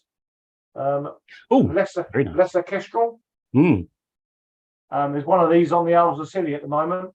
So you've even got you can see the dark claws there, can't you? In your picture. Should have light claws. Oh, I thought the talons were dark on the lesser. And we've got the other way around. Dark on a common kestrel, white on a lesser kestrel. In which case, completely ignore what I just said. Exactly. Sorry, what did you say? I said you can see the light talons there. Well done. Excellent. Yeah, thanks. So yeah, lesser kestrels nest quite commonly in the region. This is nice male. Lovely. Griffon vulture with one of the rarest birds, Spanish imperial eagle. So it has this lovely white leading edge on the wing. That's a big bird. This was one of 5 Spanish imperial eagles we saw. This is a sort of sub-adult. It's a bit blotchy and multi, but yeah, you often get some really good views. So that really, nice. Really very broad-winged all the way along, aren't they? Absolutely, and not as long-tailed as golden eagle. So that was nice. And then butterfly, Spanish festoon. Wow. So it was quite good for other insects, not just birds. So really nice for that. Western subalpine warbler. Saw a few of these singing. They just arrived, so they were in full song. And then we've got Western swamp hen. Swamp hen, yeah. Which used to be called purple swamp hen. So yeah, a few of those in the wetland habitats. Lovely. And then this is Spanish wagtail. Okay. So we often see blue-headed wagtails, but they have a yellow throat, whereas the Iberian race of yellow wagtail has a white throat. Right. Okay. It was one of these. Abberton last year, I think. Absolutely. Wasn't it? Yeah, absolutely. So yeah, funny enough, I was doing the rarity descriptions for the society this afternoon, and this Spanish wagtail features on that. So so yeah, a few of those, and I think that's a really smart bird, isn't it? It is, yeah. Yeah. And these sort of were migrating through the rice fields on the way up. So yeah, so not many pictures for me this month, but hopefully hopefully have a few more local ones next month. Oh yeah, but it's all, to be fair, it's always nice to see, you know, some different pictures, definitely, and beautiful birds and beautiful images. Right, Thanks, hold on. What have you been up to? So I've stayed local this month. To be fair, I haven't actually got out as much as I wanted to. I've been out, you know, quite a bit, but I like to try and get out every single day. But work has been a little bit busier, and I've had a few other things on. So, but I did manage to get over to Brightling Sea at the beginning of the month on the 2nd, I think this was. Have you got that? Yeah, beautiful. So I took a picture of this. Oh, am I still there? No, you're still here. Yeah, you're good. Oh, okay. It says I've crashed on my screen. There you go. Right, fair enough. So yes, I went and took a picture of this rather lovely danger sign, which I thought was quite interesting. And yeah, no, this black red star, it's cracking bird. It was there for quite a while actually. I think it was there throughout the sort of latter part of the winter. And at one point there was a couple of birds there. But this black red was so, you know, such a pretty bird, and stood still. I waited for kind of an hour or so, just over an hour, and it hopped down eventually, and it was really close, as you can see. That is absolutely beautiful. Yeah, just some beautiful images. Really, really lovely bird. I think this is one of the smartest birds that we get in this country. One of the smartest small passerines. Nice with the blue background. I like that. Yeah, no.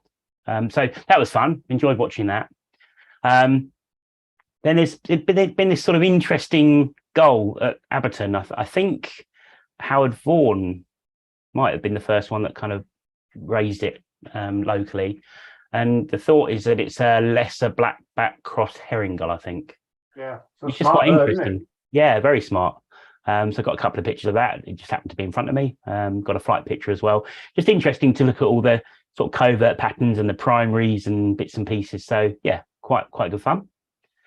And then just locally at Ardley, I've had a couple of grey wagtails still. This one's looking quite smart. Kind of coming into sort of breeding-y type plumage there, I think, isn't it? Yeah, that looks like a male, yeah. And then my bird of the month, personally, I was well chuffed with this. I did the Webb's count at Ardley. I think that was roughly middle of the month. And I was stood there and it was freezing cold and it was windy and raining. And I'm thinking, oh my goodness, I'm trying to write things down and the book's getting wet and everything. And then I saw a little bird just flit out the corner of my eye and I thought, that looks like a stone chat. And I've never had a stone chat at Ardley Reservoir. So I had this beautiful little female stone chat and it kind of flitted around in front of me. Very, very confiding. Managed to get a couple of nice shots of that.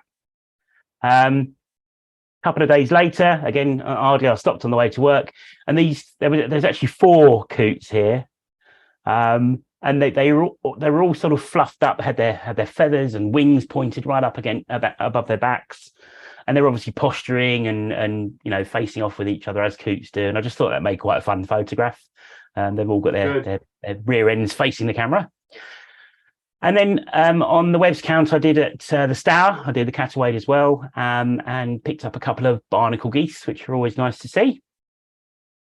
Great Christy Grebes are looking smart locally.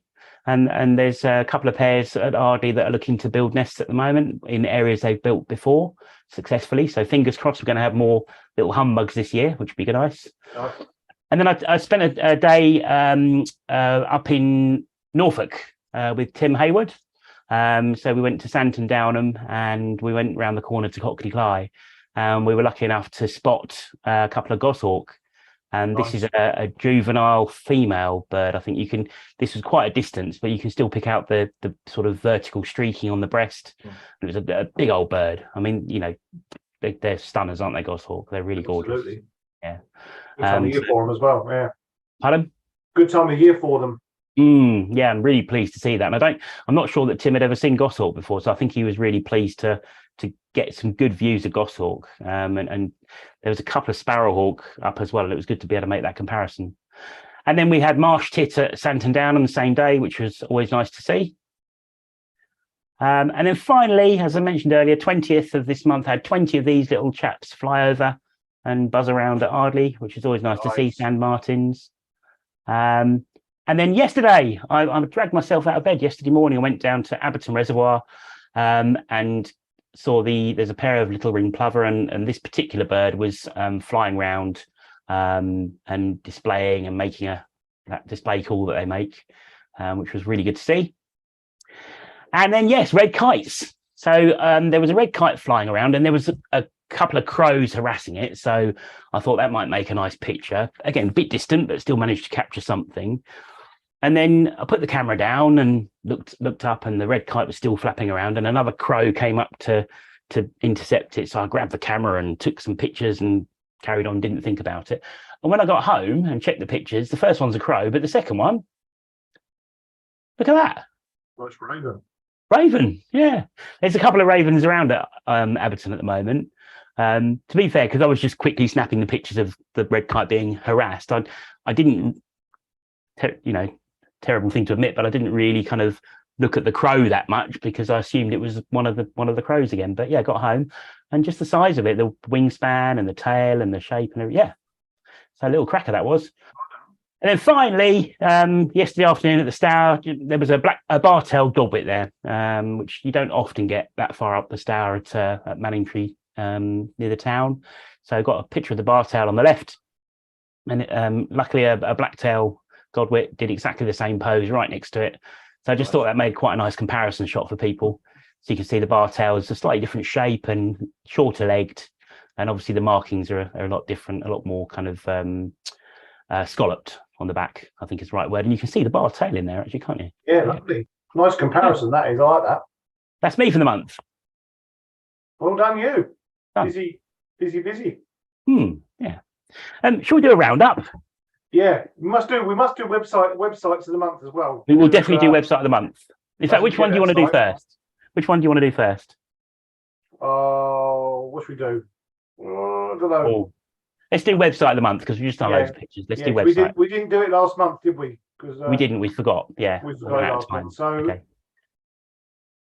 Right. You said I thought I'd be professionally. I'd be lined up. So hopefully you can see this. I can. So Matt was on the BTO Woodcock survey earlier. So if you go on the BTO website and it's actually, if I go to the homepage actually. And then go to, there's a tab here that says Understanding Birds. Okay. So if you click on that, and then where am I looking? Bird Facts down the left-hand side here. And there's a lovely, fantastic website called Bird Facts. Oh, so it gives you lots of information about birds and their ups and downs, trends, and yeah, just really good sort of website. Name of species, Matt. Missel thrush. Right, so let's type in missel thrush. Let's hope it works.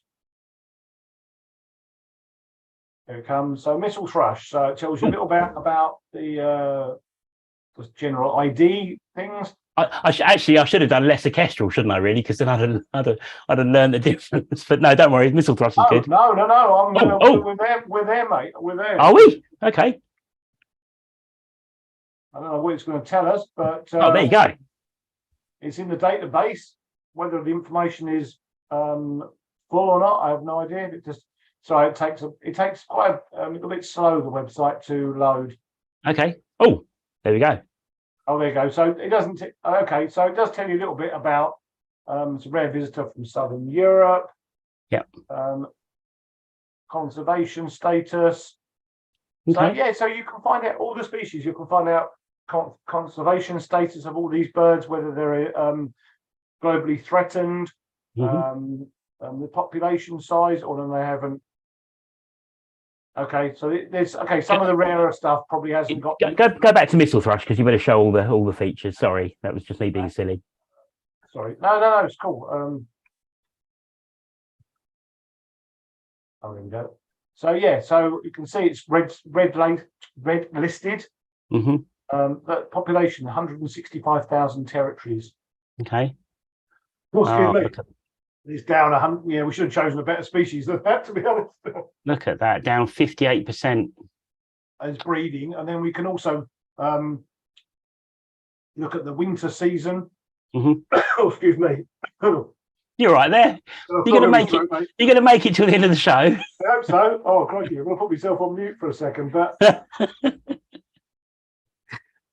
I do apologise, Steve. I do apologise. I've got red in the face and got a frog. So yeah, so it just gives you a bit of information. I mean, obviously we haven't got too much time tonight, but there's ringing recoveries. Okay. So you can see the dots where they've been birds from recovered. So that's birds that have been ringed in the UK and recovered abroad. Yeah, absolutely. Yeah. It's got biometrics, so the size of them, and also why they think they may be declining. So reduced survival of juvenile. That's interesting. Okay. Yeah. Let's do with removal of hedgerows. Right. And this, so I mean, it's well worth delving into this website. So bto.org, and then just go to the understanding birds. It looks like as well, actually, if you look under identification, obviously don't click it because we probably haven't got time, but it goes through to one of their videos, and the BTO do some good videos, don't they, on ID? And then there's links to the Zeno Canto song. Yeah, the little... I don't think we're picking that up on the feed, but okay. But anyway, so fabulous. That's a really good site. Yeah, really worth diving into. Yeah, definitely like that. Right, well, mine I've actually got 4, but they're all quick, but they're all local. Good. So I just wanted to this is more of a big up than anything else. But first one, can you see this? Yep. So Holland Haven. So Holland Haven, as you all know, is a really fabulous. Oh, we might have lost Matt again tonight. We've lost him again. He's back again. Oh, I'm sorry. It's fine. It works. Try again, and it might work. I'll try again. It'll work. Yeah. Here we go. Can you see it? Yep, all good. Hey. Right. Holland Haven, fabulous site on the northeast Essex coast, and Mick Rodwell does a blog, and he updates it every single day. He's out birding himself most days, but there's other birders that cover the area, and any sightings that they report, he puts on his blog. So again, you can see even today he's updated it. So the whole Haven site is very exposed to constant wind, and again today it was very quiet. Linnet, chaffinch, skylark, tits, mistle thrush, and then he put some numbers of what was on the scrape from the hide. And this goes back. You can go back in time. He posts photos. Anyone that takes any pictures and sends them to him, he'll put on the blog as well. So yeah, a really, really good local blog, and it keeps people informed. And you can see he's updating it every single day. There's all the older posts are on here. You can go back in time. And then down the side here, there's archives of bits from the past. And you can even go back data for previous years, all-time species list, ringing totals, colour ring observed, butterfly year list, and other Haven wildlife as well. So even a predictions list on there. So it's a really thorough local blog. And I just wanted to give Mick and all the guys that cover the Holland site a really big thumbs up, because this kind of thing is brilliant. Yeah, really, really good. And for anyone that's interested in visiting Holland Haven, this is hollandhavenbirding.blogspot.com. So all one word, hollandhavenbirding.blogspot.com, and you'll be able to get on this site and see what's around at Holland Haven. The second one, this isn't going to work. Hang on a minute, because I can't see the tabs. Second one I've got, this is the similar sort of thing, but this is Mersey Wildlife. And this is, I think, Dougal Urquhart does this blog, doesn't he? Yeah. Dougal, yeah. So again, same as the Holland Haven, Dougal Urquhart, been birding for years on Mersey, and he obviously goes out every day and posts pictures on there. And they've got a really hardcore bunch of birders, people like Steve Entwistle, who we all know is a great guy. He puts his sightings on there, and Andy Field and other birders, visiting birders. And it's just and it's not always updated every day, but it's well worth checking once or twice a week. Has some cracking photographs on that Dougal puts on.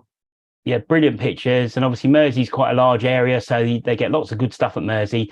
And there's quite a lot of detail as to where things are, how you can hopefully go and try and find them. And again, I'm assuming, I've not actually submitted anything to this directly myself, but I'm assuming if you email Dougal or Stephen with any sightings.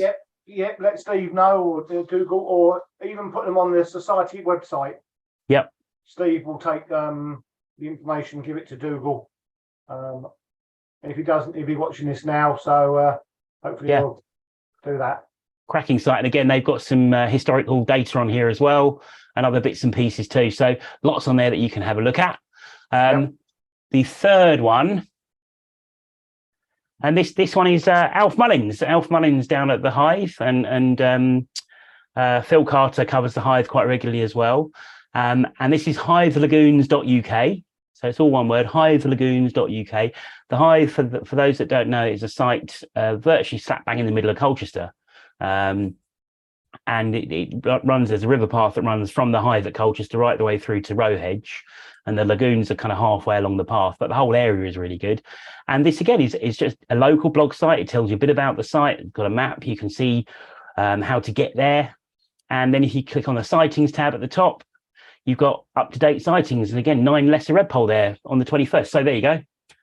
I should have looked at this, shouldn't I? Because I haven't had lesser redpoll in Essex yet this year, and there's obviously been a few down at the Hive. Jack snipe, peregrine, sandpiper, common sandpiper, tawny owls, and so on and so forth. So loads of good stuff down there, and you get all these birds right in the middle of town. So for anyone that's not familiar with the area, it's a nice walk. It's not too difficult. There's a viewing screen which is a bit of a slope to get to, which can be a bit tricky when it's muddy. But you don't have to get up to the viewing screen. You can see both sides from the main path. The lagoon is only visible from the screen.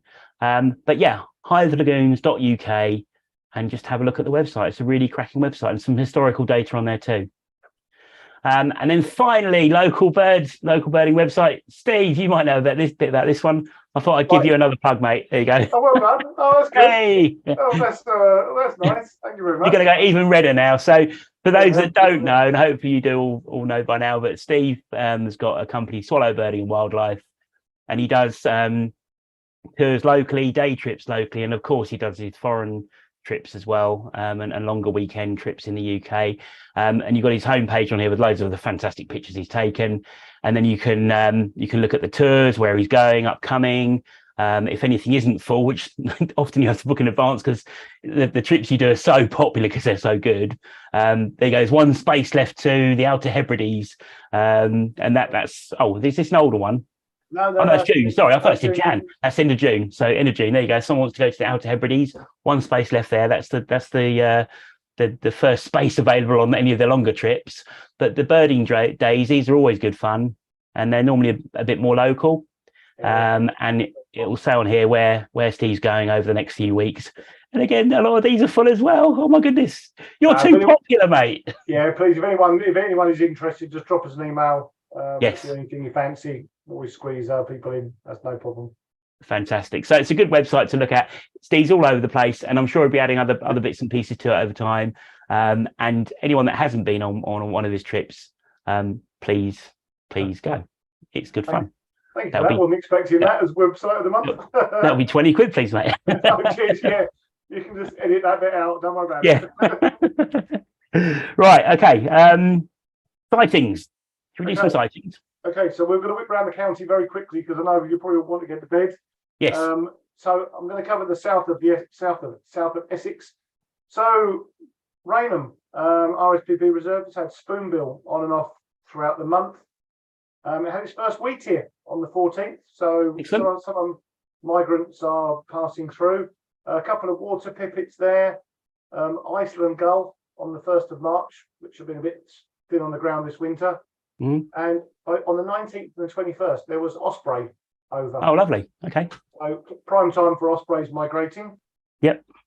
East Tilbury has had Dartford warbler, raven, and if I can share the screen, this bad boy. So I'm not sure who found this. I think it might be Paul Larkin, but it's a nice straight green-winged teal in the foreground there. Very nice. So I think that's still there today, or yesterday was still there. Okay. So I'll keep that on the. I'll just stop the sharing it again. And then Lee Valley, bird at Lee Valley, alpine swift today. Today.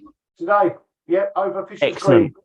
Didn't stay particularly long today, maybe only an hour or so, but excellent. That's well worth keeping an eye out. And there was also wheat here there on the 15th. Mm-hmm. Bange Marsh has had up to 10 water pipits and 3 jacksnipe. Good.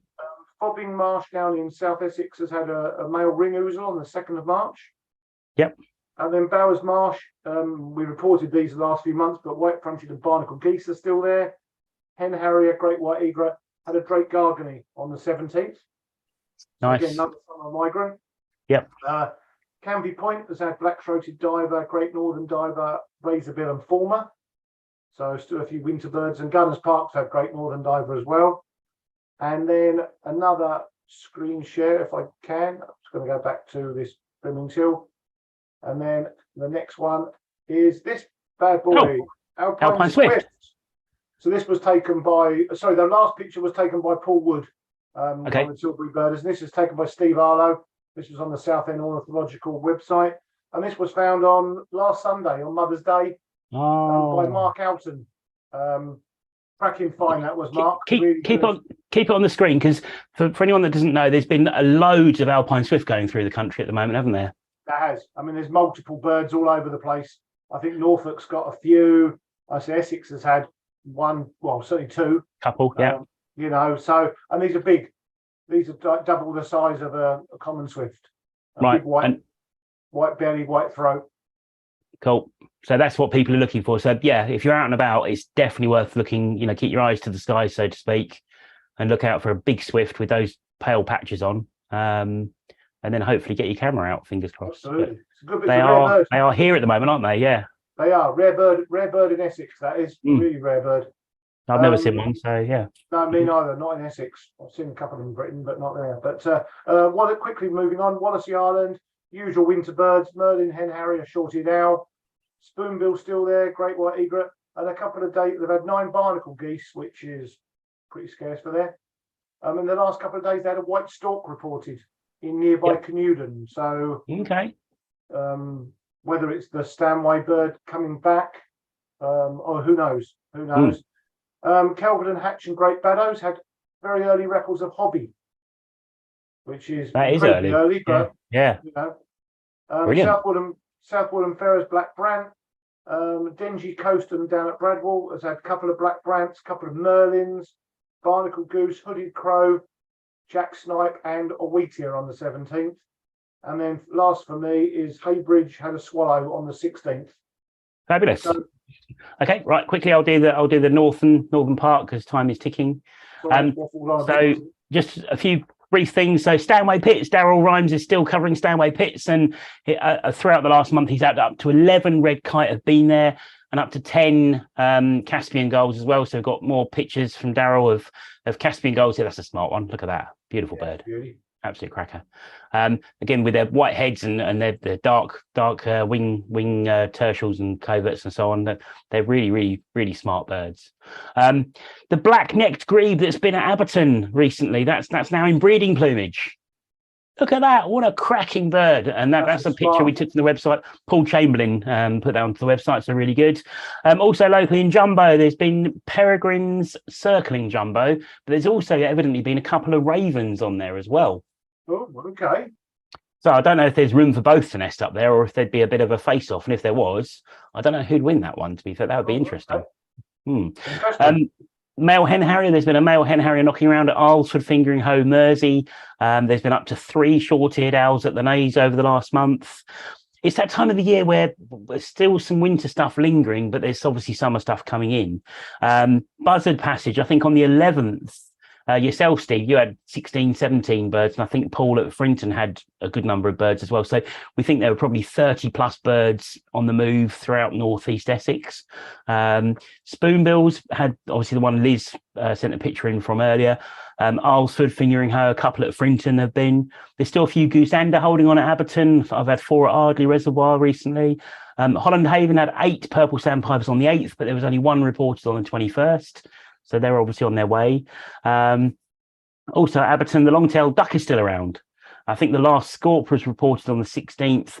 And I've noticed recently the goldeneye, I was there on Thursday, the goldeneye are kind of gathering. There's a big bunch of goldeneye all grouped together. So you get the feeling they're getting ready to kind of all depart, I would imagine. Similarly, osprey, not in Essex, but at Alton Water, I was going to mention there was one on the 21st. So eyes to the skies, you obviously covered, there was one south of the county as well. So keep your eyes up. Ospreys this time of the year tend to go through. They don't tend to stick around too much. They're kind of on their way to breeding grounds, and they tend to stick around more in the autumn when they're drifting back through. Also, Abberton, there's 4 smew at the beginning of the month on the 5th. Sand martin appeared there on the 14th. The 2 little ring plovers we mentioned earlier, they've been there since the 19th. Swallow, there was a single swallow seen on the 22nd at Abberton. And wheatear, first Abberton wheatear was on the 23rd. The white stork, Glyn Evans had a white stork over Tesco's in Colchester down the Hive.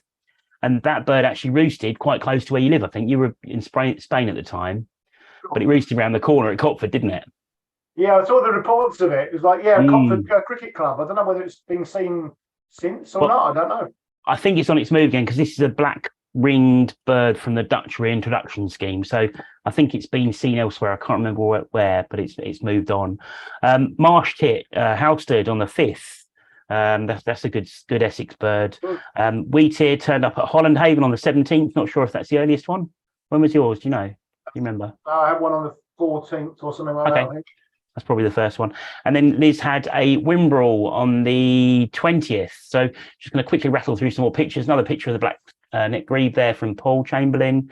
We've got a lovely picture of one of the little ring plovers here that Ollie posted on the website, Ollie Cottis. That's the white stork that Glyn had over Tesco's. You can't quite make out the black ring, but I think it's on the right leg. And Liz Huxley Wimbrel at Ravness. I think it's the first Wimbrel and the only Wimbrel that's been reported on the EBS website so far this spring. And then finally, Mike O'Hanlon, bearded tit, still at Holland Haven. They're just cracking little birds, aren't they?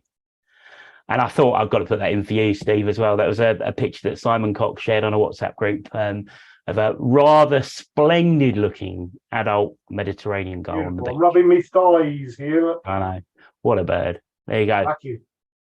Well so loads of good stuff. We've also had some Frinton news from Paul, which I'll just share quickly. I think this is the last piece. So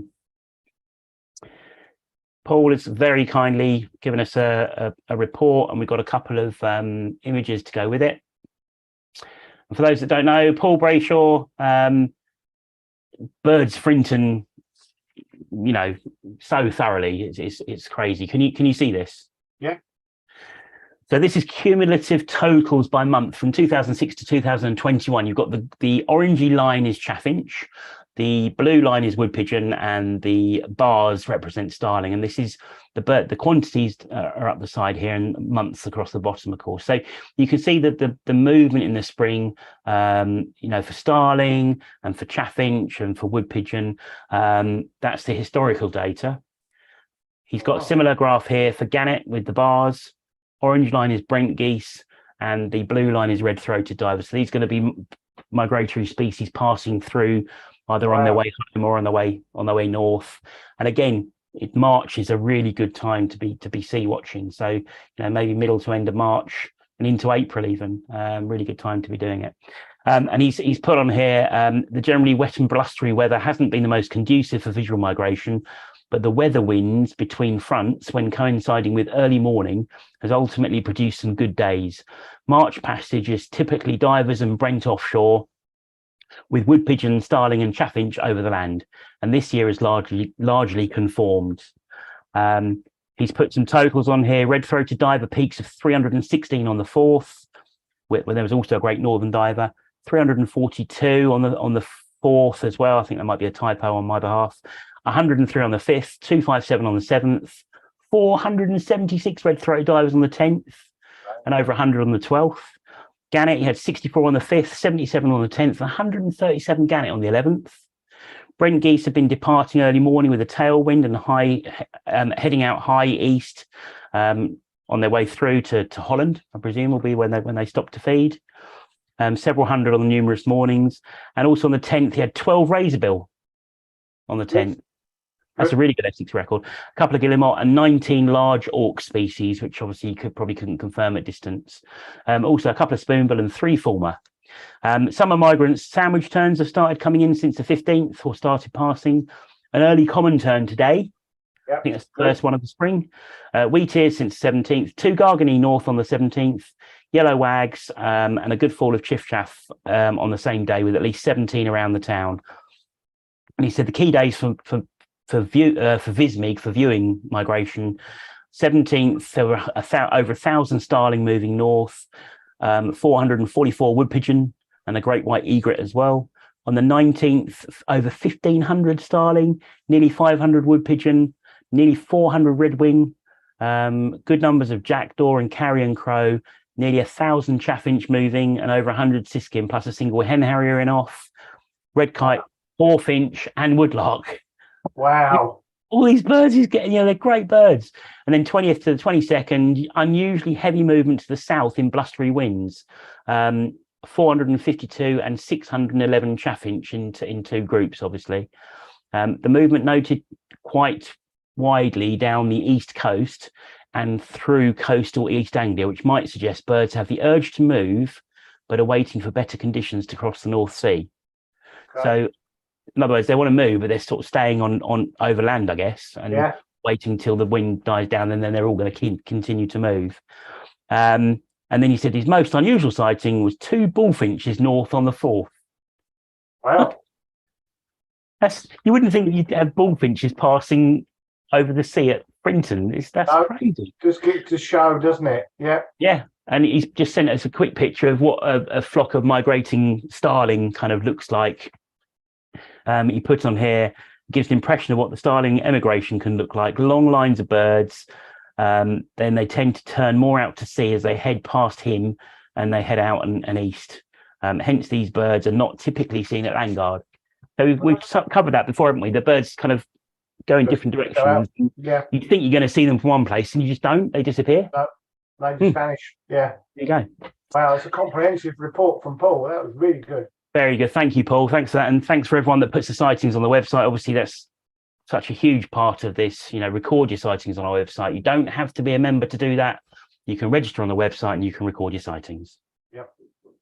Excellent. Right. So, so next month, what we got going on for next month's events? So next month, we've got a self-drive trip to Fingering Hoe on the 16th. Yep. Which is good. And on the 14th, I think we've got an online talk with Vinehouse Farm. Yeah, Nicholas Watts from Vinehouse Farm. They do the bird feed and supply bird food and talk about farming and conservation and how to sort of farm low carbon footprint. So that should be a really good talk, and that's online. That'll be on YouTube, but you'll be able to send in questions on the chat, and we'll put any questions you've got to Nicholas. So anyone that's interested in what the farms are doing at the moment and what they should be doing and so on and so forth, please tune into that on the 14th in the evening. We'll advertise that on the website nearer the time. Fantastic. I think that's it. Yep. Anything in the chat? Kevlar loved the quiz and they loved the red kite pictures. So you've got brownie points there, Matt. Neil Sumner said about Paul's bullfinches. Maybe they were northern bullfinches heading back.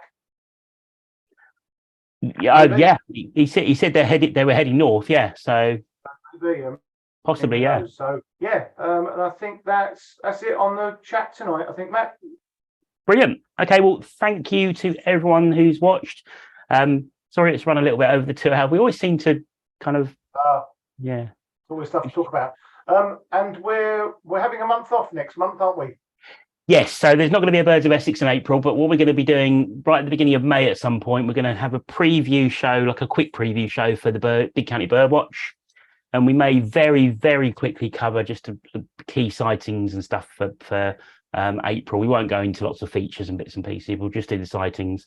And then, of course, we'll be doing the Big County Birdwatch weekend from the 5th to the 8th of May. Absolutely. So keep a look out for that. That's going to be all over the website, ebws.org.uk. Don't forget Fingering Hoe on the 16th, and don't forget to tune in to the YouTube show on the 14th. That will be really interesting. And thank you all for watching. Ron Coulson said, great evening as usual. Thanks, Matt and Steve. And Kevlar said, amazing chat. Thanks, guys. So, and thanks for everyone for watching and commenting on the chat. And again, we've got a couple more subscribers tonight, so hit the subscribe button and the thumbs up thing. So, brilliant. Yeah, brilliant. Thank you very much. Take it easy. What are you up to this weekend? Working? I'm working tomorrow, unfortunately. I've got a health and safety audit on Monday, so doing some last minute preparation for that, which will be fun. But then Sunday, hopefully, might get out and about on Sunday somewhere. So not sure. The weather looks a bit rubbish, to be honest. It does a bit. I'll tell you what, I might have to put my Essex Birdwatching cap on, or even... what you need is an Essex Birdwatching starting umbrella. Look at that. I'm sick. No, I won't do that again. Don't worry. Right. Okay. I think that's it. All right. Good night, everybody. Thanks, everyone. Thanks for watching. Yeah. See you soon. Bye. Bye. Bye. Birding.